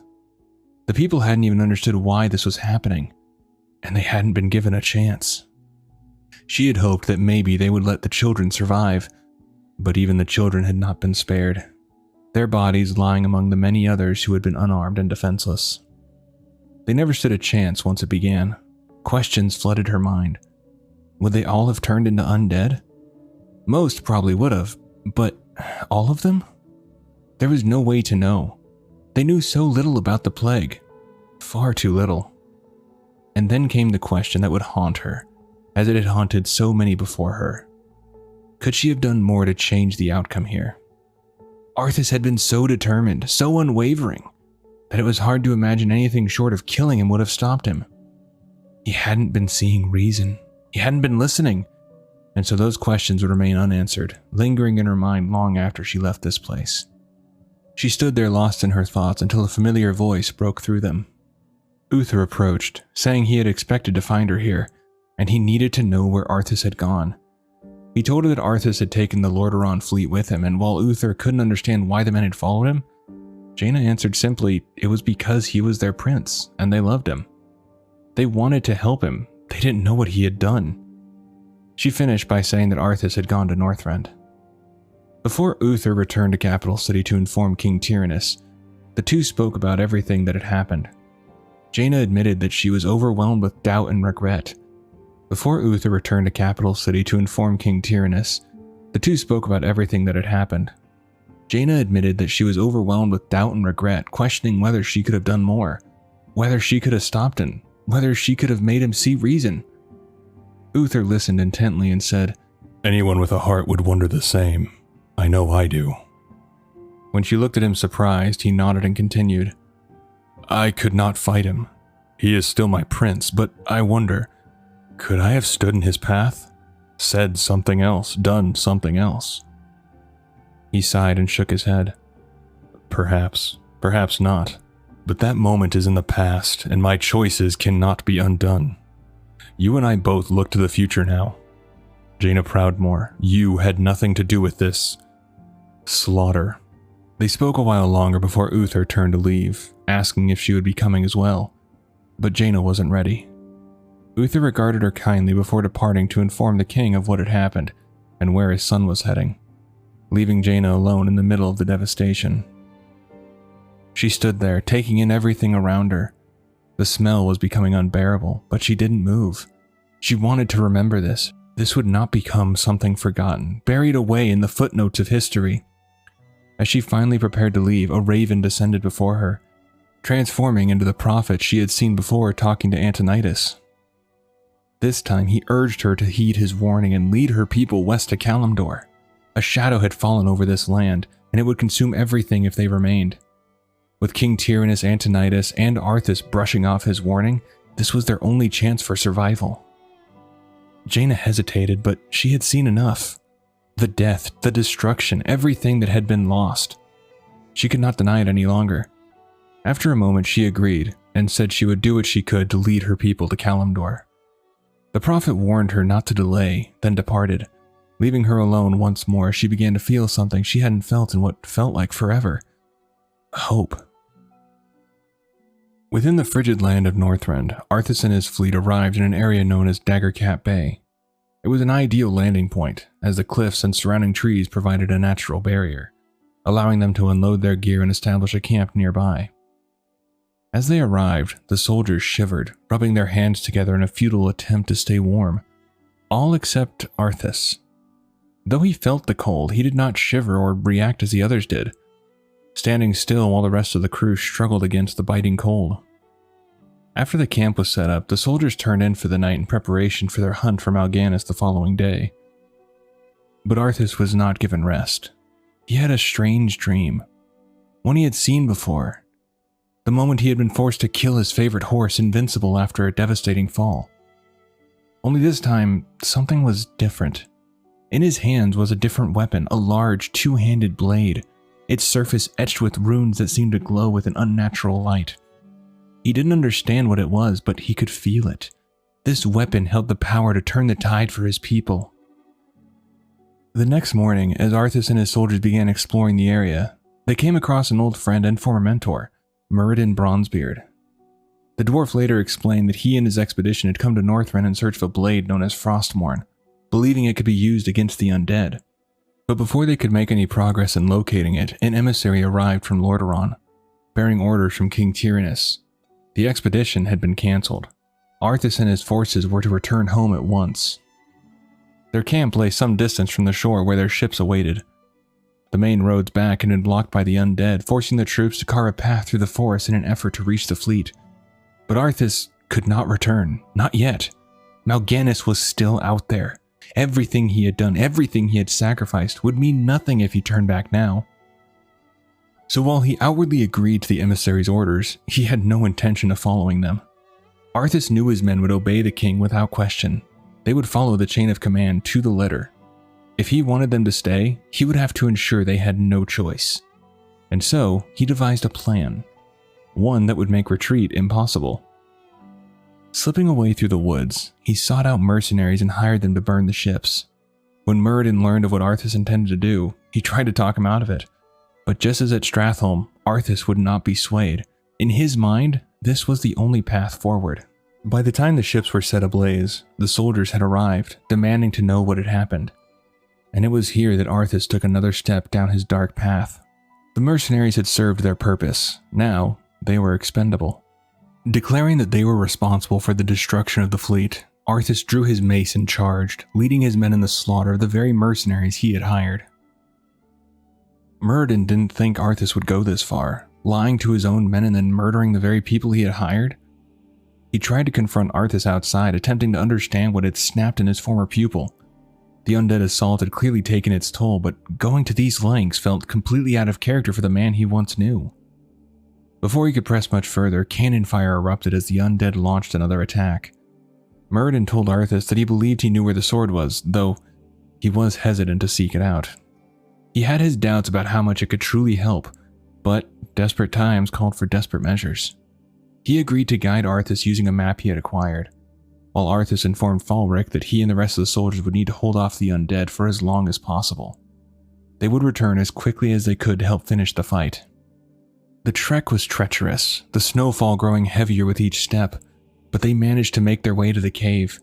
As they neared the entrance, a sense of unease settled over Muradin, but Arthas pressed forward without hesitation.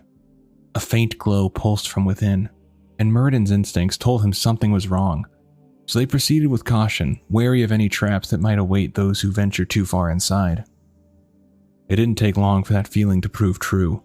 Voices echoed through the cave, warning them to turn back, telling them that only death and darkness awaited those who continued forward, but Arthas was undeterred. He pressed on, with Muradin following close behind. Deeper they went until finally they saw it. The sword embedded within a massive shard of ice. The blade appeared to hover, suspended within it, glowing faintly. As they approached, Muradin spoke again, trying one last time to make Arthas see reason, but he refused. To Arthas, this blade was everything. It was his salvation and his kingdom's. It meant that everything he had done would not be in vain, and nothing was going to stop him now. In one final attempt, Muradin stepped closer to examine the blade, and he recognized the ancient script etched into it. Kalamag, the language of the elementals. He read aloud, "Whomsoever takes up this blade shall wield power eternal. Just as the blade rends flesh, so must power scar the spirit." The blade was cursed. Muradin made one last plea to his pupil. He had taught him to fight with many weapons, to use them when necessary, but the price this one demanded was too great. Arthas needed to walk away. But Arthas was done listening. He called out to the spirits, declaring that he would pay whatever cost was required, that he would do whatever it took. And despite every warning, every sign telling him to stop, he surrendered himself to the blade. The ice encasing the sword exploded outward, shards flying in every direction. Arthas managed to shield himself, raising his arms to block and avoid the debris, but Muradin was not so fortunate. Arthas didn't see what happened to him, but he believed he was dead. At last, Arthas took hold of the blade from his dreams, the blade that promised the power to end his enemies. He let that power flow through him, feeling it seep into every part of his body, until it finally settled within his heart. He was ready to face Mal'Ganis, ready to end the nightmare once and for all with the weapon he believed would bring salvation to his people. But in truth, it would be their undoing. Arthas arrived back at camp, Frostmourne in hand and ready to end the undead threat to his soldiers. He saw his troop numbers had shrunk, which he expected, but there were no undead in camp. That didn't surprise him honestly, as his men would know to kill those who fell to ensure they didn't rise again. Falric approached Arthas, saying they had tried to hold them off, but his next question came quickly, asking about Muradin. Arthas flatly told him that he had died and quickly moved on, throwing himself into the fray. The blade's power was incredible, far better than his hammer that now lay in the cave that once held Frostmourne. In his hands, it sliced through them with little effort, and while Arthas felt extreme joy from finally being able to take revenge on the undead who had made his homeland a living hell, he caught sight of Falric watching him. His expression caught somewhere between fear and something else. Excitement, perhaps, at having a weapon on their side capable of cutting through the threat with such ease. Whatever the reason, Arthas pushed it out of his mind. His focus was singular, carving the undead into nothing but fragments and finally ending the Dreadlord who had led him here. The bodies piled up around Arthas and the camp as he carved through the battlefield, and when it finally seemed that the undead threat was done, he called out to Mal'Ganis, telling him to stop hiding and show his face so they could finish their little dance they had been having. He heard a laugh first, then the Dreadlord appeared, wings outstretched, with that arrogant smile in those glowing green eyes.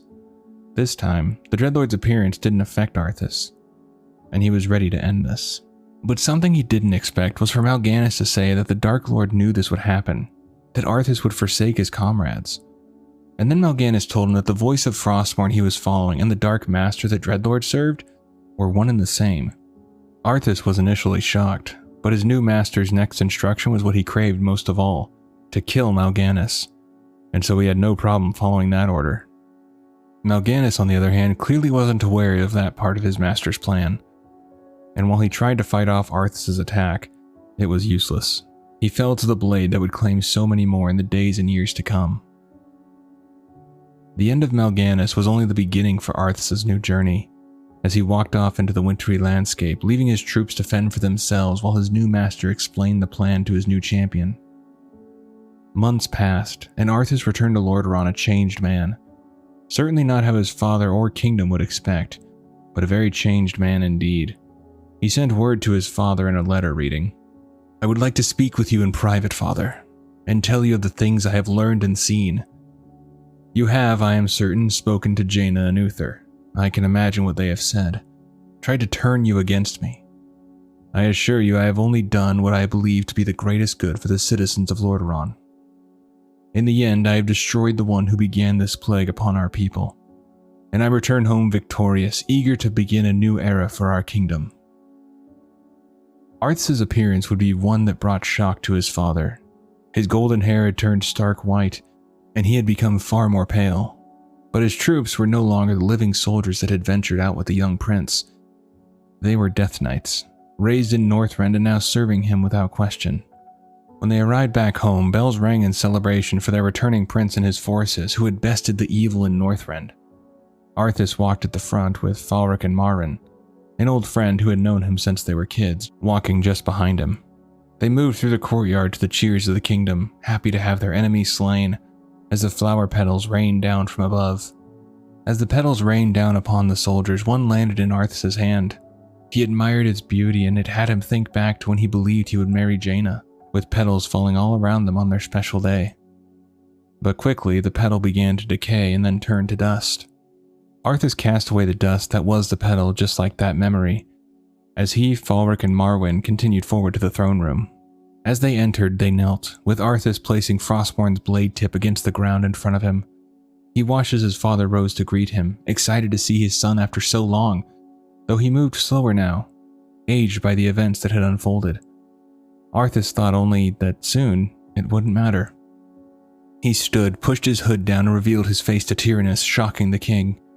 Then Arthas marched forward, forcing his father back into the throne as panic set in, and Tyrannus asked what he was doing. Arthas simply said, "Succeeding you." And with that, he thrust the blade into his father's chest, capturing his soul within Frostmourne. The slaughter began as the guards rushed Arthas and his 2 Death Knights, but they were no match for their power. In a short time, the throne room fell silent, and soon after, the slaughter of Capital City followed, ending faster than anyone could have imagined. Few escaped. The undead tore through innocent civilians without hesitation, sparing no one. Every soul that fell became another addition to the army of the Lich King and his goal of ending the living menace. But Arthas had one more goal, an old friend to raise into undeath. The same one who had been so good to him in life, his horse Invincible. He went to his steed's grave and raised him into undeath, ready to charge onward in the name of the Lich King as they cut down any who stood in their path. Following the assault on Capital City and the murder of his father, Arthas and his army set out to recover the remains of the wizard Kel'Thuzad. They returned to the place where the mage had fallen in Anderhall, but in death, his body had dissolved into a foul, soup-like substance, a result of his dabbling in necromantic magic. There was little that could be done, but an acolyte said they could use their siege machine to carry the remains of their former master. After grabbing his remains, Tychondrius, a dreadlord in service to the Lich King, intervened. He warned that the lingering energy within Kel'Thuzad's remains was slowly fading, though there was still a way to preserve it. If they wished to carry the power with them to quell the loss and restore the mage, they would need a special urn, one capable of containing what was left of him. Arthas and his undead forces caught up to the urn Tychondrius had spoken of. It was part of a funeral procession, being led down the road by none other than Uther, accompanied by a small group of soldiers. Arthas had burned down the kingdom he once fought so hard to protect, and yet, in this moment, he felt nothing. Whatever remained of that part of him was gone. He would do what was necessary to claim the urn for Kel'Thuzad's remains. Even with the undead backing Arthas up, and knowing the power he now wielded, Uther stood his ground. This would be his final stand. The anger he once held had changed. He had watched Arthas grow from a boy into a man, had dismissed his selfishness as nothing more than a child's failing. He had excused so much, believing the prince would one day find his way, but no longer. Now he stood against him. Your father ruled this land for 70 years. and you've ground it to dust in a matter of days. Very dramatic, Uther. Give me the urn, and I'll make sure you die quickly. The urn holds your father's ashes, Arthas. What, were you hoping to piss on them one last time before you left his kingdom to rot? I didn't know what it held. Nor does it matter. I'll take what I came for one way or another. Uther's final promise to Tyrannus, his friend and king, was to give his remains the burial they deserved after his own son had murdered him. But Uther simply answered that he would rather die honoring the promise he made than to live at Arthas' mercy. The battle between mentor and student began. Both showed their skill, Arthas wielding Frostmourne with unnatural precision, while Uther's years of experience kept him on the defensive. Still, Arthas pressed forward, relentless, until he found an opening and brought Frostmourne down in what should have been a killing strike. Uther blocked it. Their weapons locked as both men strained to end the other. Uther forced Arthas back, and for a moment, it seemed as though nothing had changed. Arthas had never been able to defeat him before, and now, Uther raised his hammer for the final blow. The light answered him, surging through his body in a radiant burst that burned Arthas as he was driven to his knees. Frostmourne slipped from his grasp as he waited to be struck down. And then, he felt it. The hilt of the blade was back in his hands. He didn't know how. His body moved without his command. Then his master's voice echoed in his mind. Every light has its shadow. Every day has its night. And even the brightest candle can be snuffed out. And so can the brightest life. Uther brought the hammer down, but Arthas moved. In an instant, he was back on his feet. Uther was powerful, but facing Arthas and Frostmourne was unlike any battle he had fought before. The blade fed him strength when he needed it most, and this was a moment of need. Arthas surged forward, striking with relentless force, blow after blow, crashing against Uther's defenses until at last, an opening revealed itself, and he took it. Frostmourne drove into Uther's shoulder, slipping through the gap in his armor. The blade bit deep, forcing the paladin to stumble. And Arthas pressed the attack in a frenzy. Though Uther fought to defend himself, it was no use. His strength failed him. His good arm gave way under the assault until he collapsed to his knees. He was defeated, but he would not surrender. His body could no longer answer his will. Blood loss stole what little strength he had left. Before Arthas struck the final blow, Uther spoke. I dearly hope that there's a special place in hell waiting for you, Arthas. We may never know, Uther. I intend to live forever.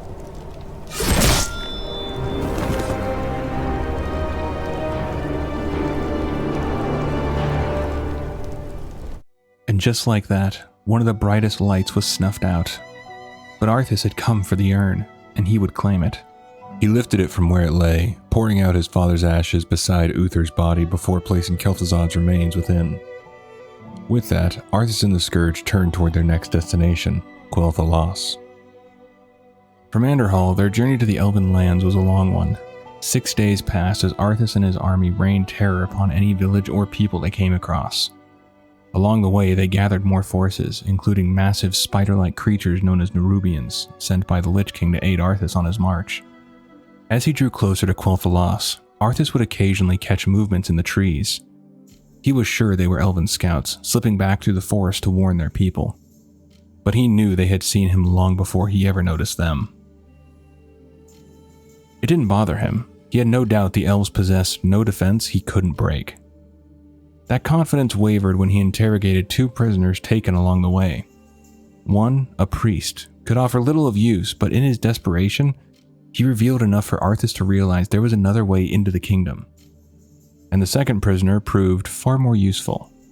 Tempted by the promise of power, he turned on his own people, and just like that, Arthas was handed the keys to Quel'Thalas. Sylvanas listened as the scout reported on Arthas and his army. He warned that if their defenses were breached, Quel'Thalas would likely fall, but Sylvanas remained undeterred and turned to Kelmarin. We are Quel'Dorai. Our land is impregnable. He will not enter. Do not fear. He must first know how to break the enchantments that protect Quel'Thalas. Then he must be able to do so. Better and wiser foes than he have tried to take our realm before now. Have faith, my friend, in the Sunwell's strength and in the strength and will of our people." Sylvanas and her Farstriders waited at the outer gate as the fallen prince approached. When she first laid eyes on his army, even she was taken back. Abominations stitched together from multiple corpses, bodies barely held intact by strands of flesh, and siege machines unlike anything she had seen before. Empty, yet somehow more threatening for it. She was grateful when the wind shifted, carrying the stench away from her. She could have given the order then, could have caught Arthas unaware, but it would have been a cheap strike and her honor forbade it. They exchanged words. She urged him to turn back, to spare his forces and her people the death that would follow. She spoke of the enchantments that protected Quoth-Loss, believing that even the outer gate, though weaker than the inner defenses, would be enough to hold him. Arthas was unfazed. Sylvanas decided there had been enough talk. She gave the order, and a volley of arrows surged forward, loosed from behind her and from the archers along the wall. The aim was clear: cut down the living, then finish the rest with fire. The first volley struck true, but the charge didn't stop. The undead hurled themselves against the walls, limbs were torn away, bodies fell, but still they came. Others climbed over the broken remains, scaling the walls and cutting down the defenders where they stood. The elves fought valiantly, but their cries of pain, of fury, of desperation echoed across the battlefield. Sylvanas caught sight of one of her own, Sheldaris, standing her ground. Too far away to hear her words, Sylvanas could still see her lips moving, fighting, clinging to life for even a moment longer. Then she was overwhelmed. Sylvanas watched as she fell beneath the tide. There would be time to grieve later. Arrow after arrow flew from Sylvanas' bow, each loosed faster than the last. Even she was surprised by the speed. But then her focus shifted. A creature. It missed her by only a few feet, but seized another of her fighters instead, its talons digging deep into Vorithil's shoulder. He struggled desperately to break free as Sylvanas loosed an arrow at the creature's neck, but it struck and glanced off, as if the thing's hide were stone. As though it had grown tired of the struggle, the creature tightened its grip and climbed higher into the air, only to release him moments later. Vorithil's body struck the ground near a pile of fallen elves. Sylvanas could scarcely believe what she had seen, but the shock only deepened as the cultists she had thought dead began to stir. She did not yet understand how the dead were being raised, but she was about to witness it firsthand. First it was the cultists, rising once more, then her own elves. Among the fallen, Sylvanas saw a familiar body begin to move. Vorithil. Now he staggered forward, shambling towards the very allies he had once fought beside. Sylvanas looked toward Arthas. He had a grin on his face as he raised his sword into the air and the dead began to rise. Rage built within her. With every passing moment as she fought back the scourge, it only grew stronger, but then something else caught her attention. Something that pulled her focus away from the fight entirely. A shot from one of the siege engines rang out, but the impact was wrong. It wasn't the heavy crash she expected, it was softer, wetter. In a brief lull she saw it. The engines were loaded with the dead, her dead. Elven bodies, along with the fallen of Arthas' own forces, were being hurled back at her lines. The horror of it struck her all at once. After witnessing the dead rise and seeing her numbers dwindle, she made the call. Grabbing who she could, she ordered a retreat. They ran, fast as they could, pulling the wounded with them, falling back toward the inner gate in the hope it might slow him down. Reaching the far side of the bridge, Sylvanas turned to Telcor and ordered him to ride for the Sunwell Plateau, to warn them, to prepare for what was coming. She could see the hesitation in him, the desire to stay and fight, and she knew he was capable, but one bow would not turn the tide of this battle. He obeyed, begrudgingly. With that, Sylvanas put one final desperate plan into motion. She ordered her soldiers to hold their ground, to buy just enough time to destroy the bridge. She had seen destruction before, when the orcs burned the forest. It had been tragic, but the land had healed in time. This was different. This was magic, and once this kind of death took hold, it would not be undone so easily. It could scar the land for years to come. As Arthas approached, she called out to him, taunting that even if he broke through the outer gate, the inner defenses would stop him, that it required a key he would never possess. He didn't react. Sylvanas withdrew from the bridge, Moments later, it collapsed behind her in a thunderous crash. She and her remaining forces continued their retreat, hoping, if only for a moment, that it would slow him down. But doubt had begun to take hold. What if he already knew? The barrier protecting Quel'Thalas was known as Bandonoriel, the gatekeeper in the common tongue. Arthas learned of it from an elf named Darkon Drathir, who, in exchange for the promise of power, gave him everything he needed to know. The key to breaking the barrier was the Key of the Three Moons, but it had been shattered into 3 pieces and hidden within separate temples, places few even knew existed. Each temple had been built atop an intersection of ley lines, feeding the magic that sustained the barrier. Arthas moved through them methodically, tearing each one down in turn. Though his forces succeeded, he found himself surprised by the resistance the elves were able to muster. But in the end, it wasn't enough. With the pieces reclaimed and the barrier broken, Arthas and his army advanced on Silvermoon. Sylvanas and what remained of her forces stood before the city, near the East Sanctum, watching as the wave of death drew ever closer. No words needed to be spoken. They all knew they would not survive this. But if they could stall the assault, even for a short time, perhaps those at the Sunwell might be able to prepare. The battle began as siege engines hurled their payloads, bladed constructs spinning through the air like 3 massive knives fused together, carving through anything in their path. The elves fought with everything they had. Their arms grew heavy, their bodies bled from countless wounds, but still they did not stop, not until their hearts gave out.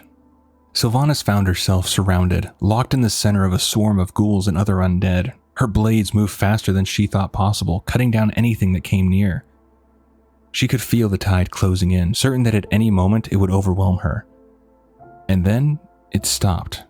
The undead pulled back, and as Sylvanas caught her breath, she glanced around in confusion, trying to understand what had changed. That was until she saw him.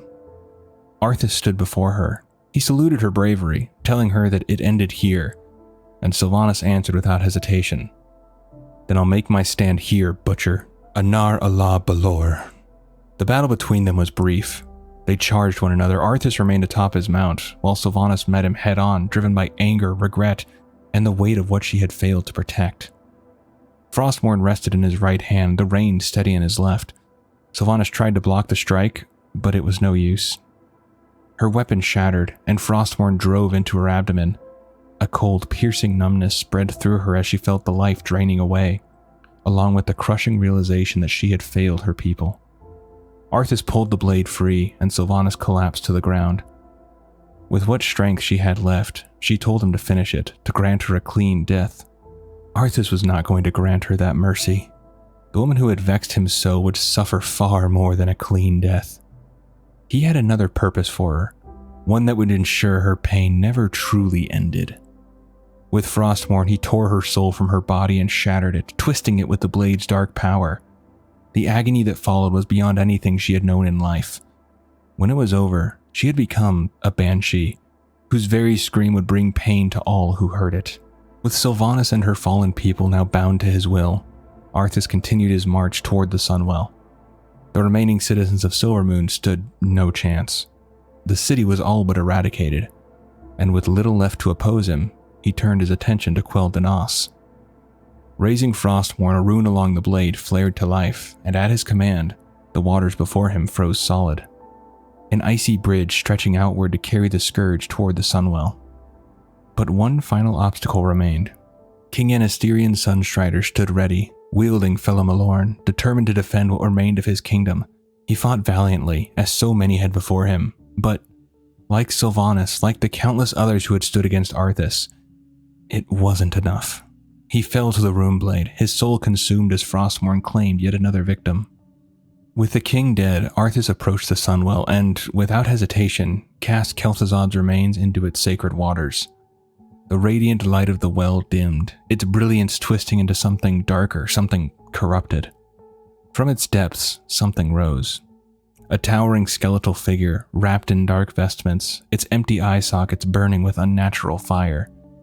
Kel'Thuzad had been reborn into a lich. With his task complete, Arthas turned away from the ruined Sunwell.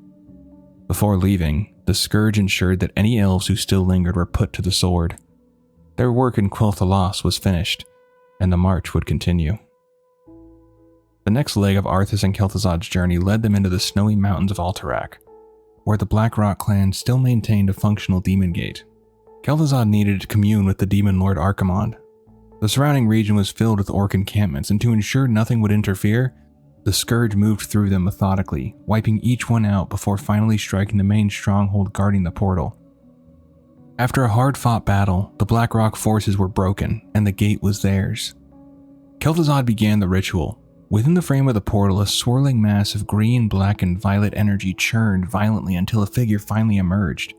Towering, blue skin, and imposing beyond measure, the creature stood upon cloven hooves, his very presence radiating power, even in just this state. He told Kel'Thuzad that to fully cross into Azeroth, he would require the Book of Medivh, which is held within Dalaran. The summoning ritual would begin in 3 days' time, at twilight. Once complete, the Legion would once again unleash its full might upon the world. With their objective clear, Arthas and his forces marched on Dalaran. As they approached, Arthas called out to those within, demanding their surrender, warning that if they did not open the gates, all would fall. Instead, a familiar figure appeared before him. Archmage Antonidas declared that Dalaran would not fall so easily, and that the barrier surrounding the city would destroy any undead who attempted to breach it. With that, he vanished back within to prepare for the attack. He didn't have long. Kel'Thuzad quickly uncovered how the barrier functioned. It was sustained by 3 mages channeling its power, and if they fell, the barrier would collapse with them. The Scourge moved swiftly, hunting them down one by one death bringing the defenses closer to failure until, at last, the barrier fell.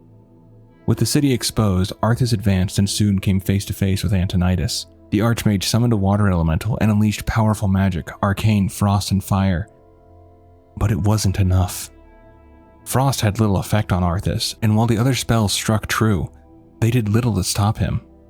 Frostmourne hungered. With each swing, Arthas pressed forward, breaking through the Archmage's defenses. Antonidas' strength began to fade, his magic faltering as the Scourge closed in around him until at last, the rune blade found its mark. Another soul was claimed. With Antonidas fallen, Arthas and Kel'Thuzad secured the Book of Medivh and began preparations for the ritual. It would take time, 30 minutes in which Kel'Thuzad could not be interrupted. The forces of Lordaeron threw everything they had at the Scourge, charging again and again in a desperate attempt to stop what was coming, but they could not break through. And when the ritual was complete, Archimonde stepped into Azeroth. His arrival was immediate and devastating. The great city of Dalaran fell within moments, its towering violet spires torn apart and reduced to rubble beneath the Demon Lord's power, as the Legion's destruction began anew. While the fall of Dalaran was a devastating blow to the Alliance, many refugees were able to escape before the attack. Led by Jaina and following Medivh's warning to take her people and leave, they set sail for Kalimdor just before the city was destroyed. While Jaina and her forces made the journey safely, the Horde faced far greater trouble. As they sailed past the Maelstrom, their fleet was scattered by a violent storm. Thrall and some other orcs were driven into a chain of islands, where they encountered the Darkspear trolls, who also had been caught in their own chaos. With the trolls' help, they were able to regroup and continue toward Kalimdor, now joined by new allies. Back in Kalimdor, Grommash Hellscream had already landed with his clan. He soon crossed paths with Jaina and her soldiers, sparking a clash between the two forces. When the rest of the Horde finally arrived, led by Thrall, he ordered Grom to stand down and leave Jaina's encampment alone. But Grom could not hold to that command. His bloodlust took over, and he continued his assault on her forces. Thrall was eventually able to rein him in, but as punishment for defying his orders, he sent Grom into Ashenvale Forest to gather lumber for their base. While Grom departed into the woods, Thrall set out to search for the rest of the scattered horde. In his search, Thrall encountered creatures he had never seen before, beings who would soon be known to him as the Tauren. There, he met their leader, Cairn Bloodhoof. Cairn informed Thrall that his people were under attack by invading Centaur and asked for his aid. Thrall agreed, and with his help, they were able to drive back the invaders. In gratitude, Cairn told him of an oracle he believed could offer guidance, located within the Stone Talon Mountains. As Thrall made his way to Stone Talon with some Taurens who joined him, he saw that Jaina was traveling there as well. They finally arrived at where the oracle was said to be, and there Jaina and Thrall encountered each other. Before the situation could escalate, a familiar voice called out, the Prophet, the one who had warned them and urged them to leave. And now the Horde and Alliance would have to set aside their old hatreds and stand together against a powerful enemy already making its way to Azeroth, one that threatened to bring an end to all life. Back in Ashenvale, Grom and his clan were gathering lumber, unaware that the Night Elf Sentinels had already reported their actions to Tyrande. Though she was angered by what she heard, there was also a sense of relief. At least it was not demons invading her forest this time. For the time being, she ordered her sentinels to watch from a distance, hoping the orcs were simply passing through and would soon be gone. But it quickly became clear they were not merely passing through. They took what they needed from the forest without hesitation, cutting down its trees with little regard for what they destroyed. To Tyrande, these newcomers were barbaric and violent, and she would not allow them to remain any longer. On Tyrande's orders, the sentinels struck at the orcs. They were skilled fighters, but the orcs were not so easily brought down. Their strength and ferocity made every clash costly, and rather than being driven back, Grom seemed to thrive in the chaos. The battle only fueled him. As the fighting dragged on, the elves called upon their demigod Cenarius. He entered the fray himself, and the tide shifted almost immediately. The orcs fought with everything they had, but it quickly became clear they could not bring him down by conventional means. To Cenarius, they were no mere invaders. He could sense the taint within them, the lingering trace of demon blood running through their veins. He also believed their skin marked them as agents of the Legion. To him, those marked them as enemies of the wilds. He would not be satisfied with driving them from the forest.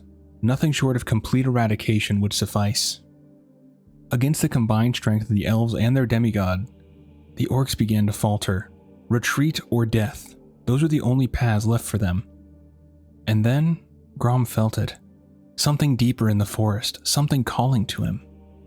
Drawn by it, he led his warriors into the woods, searching until they found its source hidden within a dense corner of Ashenvale. A pool of thick green liquid lay before them. This was the blood of Manaroth, the pit lord that gave his blood for the orcs to drink all those years ago, causing the blood curse. Earlier, Tychondrius and the pit lord Manaroth had come to Ashenvale, and the mere presence of Manaroth had already begun stirring something within the Warsong clan. Their tempers sharpened, their instincts growing more violent by the hour, and Tychondrius and Manaroth had known this would happen. They had left the blood here intentionally, knowing it would draw the orcs in. Though years had passed since they last drank the demon blood, the curse had never truly left them. It lingered in their veins, waiting. The Legion saw the wild gods as a threat, especially Cenarius, and their plan had been to poison Ashenvale and weaken him, even bringing the Skull of Gul'dan to spread the corruption. But now, something far more direct presented itself. The orcs had a choice, though to Grom, it didn't feel like one. He stepped forward first and drank. The others followed soon after, and just like that, the chains were reforged. The orcs bound once more to the Legion, and to Manaroth. What followed was not a battle, it was a slaughter. Empowered by the demon blood, the orcs tore through the forest, cutting down anything that stood in their path, night elves and creatures of the wild alike. Cenarius fought with everything he had, calling upon the strength of the forest itself, but against the fury of the blood-cursed orcs, even that was not enough. Grom struck, his axe driving deep into the demigod's back, and with that, Cenarius fell. And with his fall, the forest itself seemed to recoil. The wilds around Hyjal trembled, as though they could feel what had been lost, and many fled in terror. Some would return to fight, but most remained hidden as the war pressed on. Following Cenarius' fall, Grom would come to realize that he and the Warsongs were bound to the Legion once more. Back in the Stone Talon Mountains, Thrall and Jaina were informed by Medivh of Grom's turn and his return to the Legion's control. Jaina had heard of the Legion before. She had studied them in Dalaran, and she understood what that meant. If the Alliance and Horde did not stand together against them, neither would survive what was coming. Thrall agreed.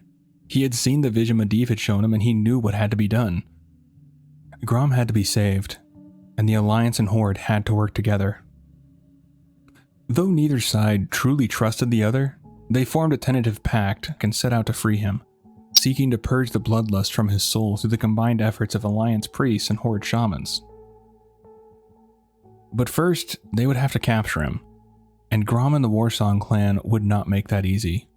They struck at anything in their path, friend or foe, and while Thrall and Jaina tried to limit the damage, the fighting was relentless. After a grueling battle, they were finally able to subdue Grom and bring him to a place where the priests and shamans could begin the ritual. And there they purged the bloodlust from him. Now free from the bloodlust and clear-headed once more, Grom was overcome with shame for what he had become. But he did not linger in it. He promised to make things right. He knew who was responsible: Manaroth. While the priests and shamans worked to free the rest of the Warsong clan, Thrall and Grom set out to find the Pit Lord.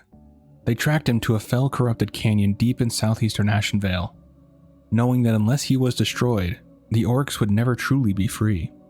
Manaroth didn't see them as a threat. Thrall struck first, infusing his mace with the power of the earth until it glowed a brilliant white.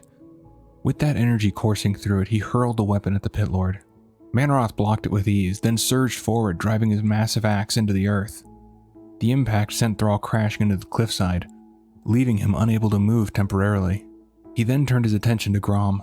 There was no concern in his eyes, only expectation. He believed Grom still belonged to him, that he always would.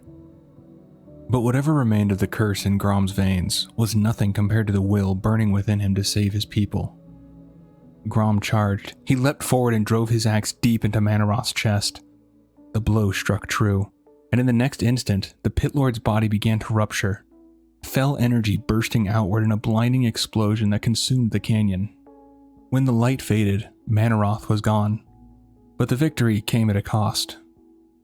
Gromosh had been mortally wounded in the blast, and there was nothing Thrall could do but remain at his side as his friend drew his final breaths.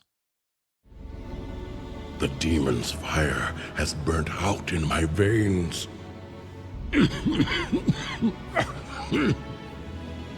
I have freed myself.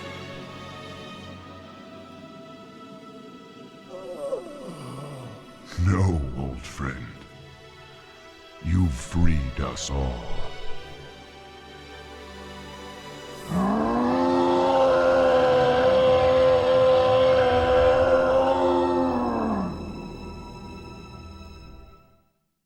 With Cenarius dead, the Legion's plans could finally move forward.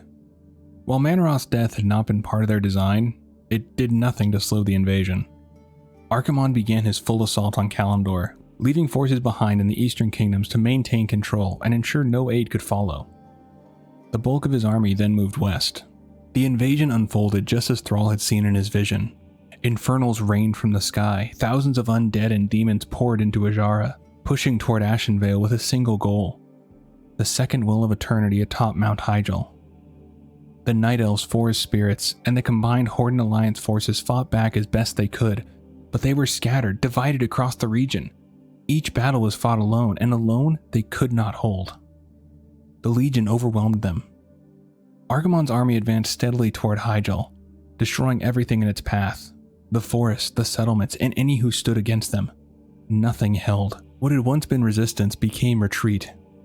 The Skull of Gul'dan had originally been meant for Cenarius, but with his death, its purpose changed. Now it would serve the invasion itself.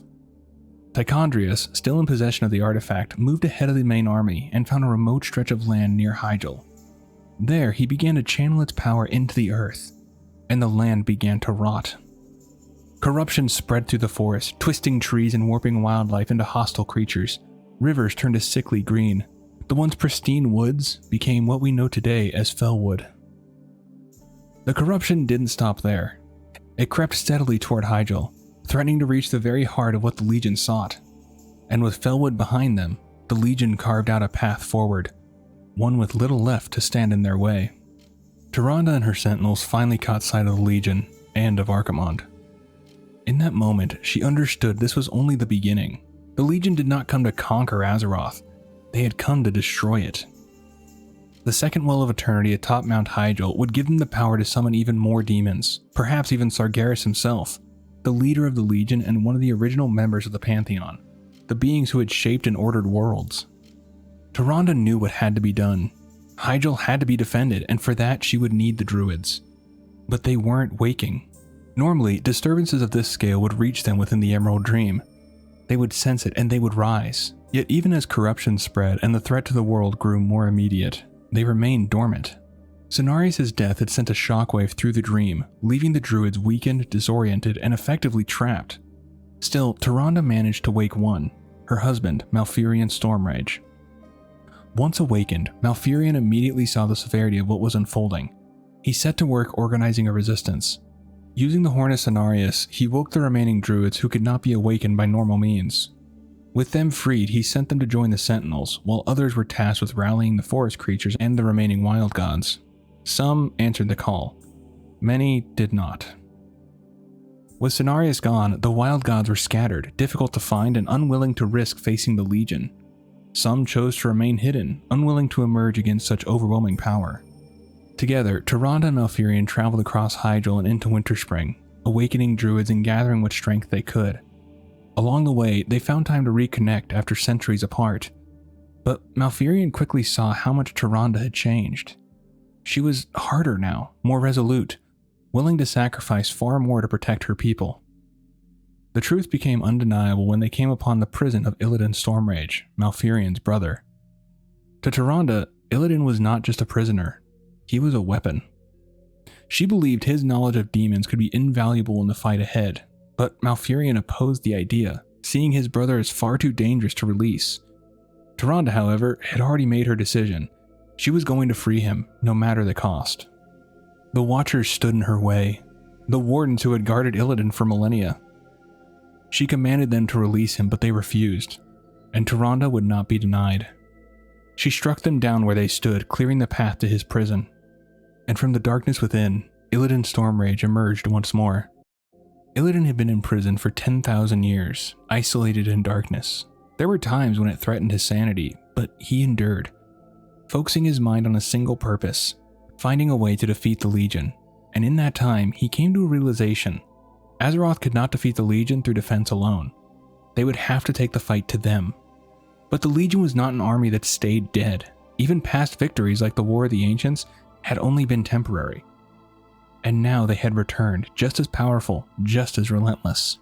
Demons were not like mortal enemies. When they died, they reformed within the twisting nether, giving the Legion what was effectively an endless supply of soldiers to throw at Azeroth until the war was won through sheer attrition. Illidan understood what that meant. The only way to defeat them was to kill them within the twisting nether, or in places saturated with its energy. Though he was free at last, Illidan had no intention of returning to the Night Elves.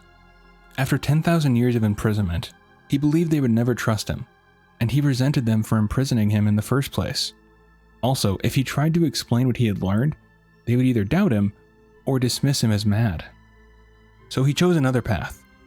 He would find the power needed to strike back. Illidan moved into Hyjal's war-torn forest with no clear destination at first, driven only by purpose, until he felt it. Something in the distance pulling at him, drawing him forward. In northern Ashenvale, he sensed a strong presence, and as he followed it, the trail led him deeper into corruption, into Felwood, where he encountered not a demon, but a human twisted by death. Arthas wasn't sitting on the sidelines during the invasion of Kalimdor, not by a long shot. Under the Lich King's orders, his role was to operate in the shadows, subtly manipulating the Scourge while avoiding drawing any attention from the Legion itself. Through his influence, the undead would occasionally disobey their demonic masters, and that defiance began to ripple through the ranks, creating chaos within the Legion-controlled forces. It slowed their advance toward Hyjal, and at times even allowed their enemies to escape. It wasn't enough to truly cripple the Legion, but it was enough to disrupt them. But Arthas knew he needed something more decisive. His attention turned to Tichondrius, the Dreadlord who held the Skull of Gul'dan. If Tichondrius were killed and the skull dealt with, the spread of corruption could be halted, dealing a significant blow to the Legion's efforts. The problem was that Arthas couldn't strike the killing blow himself. Doing so would reveal the Lich King's betrayal to Archimonde, and the time for that had not yet come. So instead, he looked for someone who could. Arthas sensed Illidan carving a destructive path through Ashenvale, and in him, he saw opportunity. Illidan was not loyal to the Legion, nor was he aligned with the Night Elves. He was driven by something else entirely: power, purpose, and a willingness to act. Arthas sought him out and put his plan into motion, revealing the existence of the Skull of Gul'dan and the power it held, while warning him that Tichondrius guarded it. Illidan didn't trust him, but the promise of power was enough to draw him in, and he set out in search of the skull, leaving Arthas behind, though this would not be their last encounter. Illidan carved his way through Felwood, leaving a trail of fallen demons behind him as he searched for the artifact and its guardian. He did not find Tichondrius right away, but he did find the skull. When he finally took it into his hands, he realized it held more than raw power. It carried the memories and knowledge of Gul'dan himself. The safer path would have been to draw from it slowly and cautiously, but given the urgency of the war, Illidan made his choice and consumed its power entirely. Fel energy surged through his body as the transformation began, horns pushing from his skull and wings unfurling from his back as his form changed into something no longer purely night elf, but something far more dangerous. He became part demon. With the power came knowledge, visions of Draenor, of the tomb of Sargeras, and of the secrets hidden within it flooded his mind. Now armed with power and understanding, Illidan turned his attention to Tichondrius. He hunted him down and killed him, dealing a significant blow to the Legion's campaign. Though Felwood remained corrupted, the spread of that corruption was halted, and it wouldn't reach Ashenvale or Hyjal. Despite what he had done, Illidan did not return as a savior. Malfurion and Tyrande saw only what he had become. By consuming the skull, he crossed a line, transforming into one of the very creatures they were fighting. Malfurion banished his brother from Night Elf lands, and this time Illidan did not resist. He accepted the exile, not out of regret, but because he believed staying at Hyjal was meaningless. One victory would not end the war, and he knew the Legion would return, so he left to fight his own war, the only war that truly mattered to him. Archimonde begins his advance on the summit of Hyjal, and with the Legion forces pushing steadily forward, it won't be long until they reach the top and claim their prize. All the allied forces, the Night Elves, the Alliance and Horde, the Forest Spirits, and the Druids gather at Mount Hyjal for the final defense. Though they face many limitations, they believe they can win, but not while divided. The Alliance and Horde still don't trust one another, and working together proves difficult. Medivh brings the leaders, Jaina, Tyrande, Thrall, and Malfurion together and makes them understand they must stand united or all will be lost. At last, they agree to fight as one, and with that unity, Malfurion reveals his plan. Archimonde cannot be defeated through brute force, so another path is needed. It is a dangerous one, and it comes at a cost. Long ago, the World Tree Nordrassil was blessed by the dragon aspects, granting the Night Elves immortality and immunity to disease and illness. If those enchantments were ignited, Malfurion believes they could unleash an explosion powerful enough to destroy Archimonde. But doing so would strip the Night Elves of those gifts, leaving them vulnerable to illness and aging for the first time in 10,000 years. It is not a choice made lightly. The cost would reshape Night Elf society, but it is the only path forward. Malfurion and the Druids begin preparing the ritual, while the defenders hold the line, buying as much time as they can. Archimonde, confident in his victory, believes the defenders will remain disorganized and easily broken. But this time, they stand together. Humans make the first stand, holding as long as they can before falling back. Then the orcs take their turn, meeting the Legion with everything they have, and finally, the Night Elves step forward to face the Demon Lord. Thousands fall, but their sacrifice is not in vain. As Archimonde approaches Nordrassil, he believes victory is already his, that the world is about to fall. But the plan takes effect. Wisps emerge from the forest, gathering around him. At Malfurion's command, they don't attack. Instead, they channel their energy into Nordrassil, igniting the ancient enchantments within. The explosion is immense. In an instant, Archimonde is destroyed, along with a vast portion of the Legion's forces. The invasion is broken, but victory comes at a cost. In the aftermath, the remaining defenders drive back what is left of the Legion. Arthas escapes to the Eastern Kingdoms to continue his master's plan. The Horde and Alliance go their separate ways, their alliance fragile at best. The Night Elves remain in Hyjal, beginning the long process of rebuilding and healing the land. Nordrassil is left severely damaged, and as was known from the beginning, the Night Elves become mortal. The damage to the World Tree also makes it more difficult for Druids to reach the Emerald Dream, weakening their connection to it. Medivh, however, has done what he set out to do. His time on Azeroth is coming to an end, his power fading as he watches the result of his efforts. Though the Legion has been defeated for now, he knows other threats remain. Still, Azeroth now stands in the hands of its people, just as he intended, and with that, Medivh vanishes into the wind. The roots will heal in time, as will the entire world. The sacrifices have been made. Just as the orcs, humans, and night elves discarded their old hatreds and stood united against a common foe, so did nature herself rise up to banish the shadow forever. As for me, I came back to ensure that there would be a future, to teach the world that it no longer needed guardians. The hope for future generations has always resided in mortal hands. And now that my task is done, I will take my place amongst the legends of the past.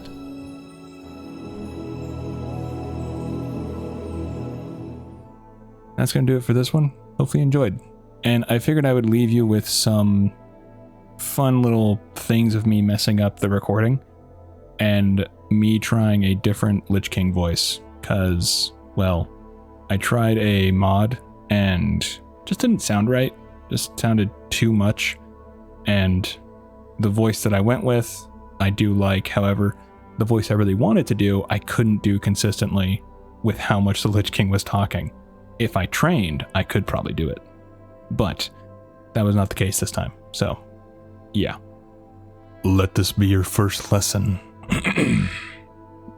Well, preferably I'd do like, Let this be your first lesson. I have no love for you or your people. oh my god, that is hard to keep. Let this be your first lesson. I have no love for you or your people. Can't keep. We need to make shorter sentences, man. Listen to me. We don't know how... Damn it. Arthas gave the Orther. The Orther. Those within the walls. Those within these... Damn it. Questioning whether she... Jaina admitted that she had been... Yeah. An emissary arrived from... I was about to say arrived from Northrend. And Muradin's instincts... Muradin stepped closer to examine the blade and recognized the ancient script etching in the... Arthas managed to shield himself, raising an arm... Yeah. Crap. Feeling it seep into every part of his body until finally settling with... Yeah. But something he didn't expect was for Fucking A. But Frostmourne's next instructions was... Oh my god, why can't I talk? It's the final thing, come on, man. But Frostmourne's Frostmourne's... Why does that sound so weird? But Frostmourne's next instruction was what... Calamag, oh my god. Words. I don't know what, but my just tongue went here. But Frostmourne answered, and with the urn is in, oh my, and with the urn is all in his clutches. As he drew closer to Quel'Thalas, Arthas would occasionally catch movements. He struggled desperately to break free as Sylvanas loosed an arrow of the... Damn it, so close. So close. There was no time to question it. Sylvanas with... Sylvanas? Pawn Clove... The Archmage summoned a water elemental and though there was still a way...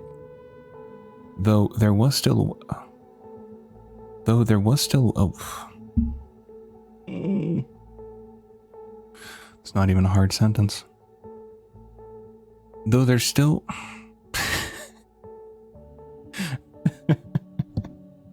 Bloody hell. That he would rather die honoring the promise he made than live to Arthas at mercy. Oh my god. Still, Arthas pressed forward, relentless, until he found an opening and brought Frostmourne. Gromosh had been mortally wounded by... Leaving forces behind.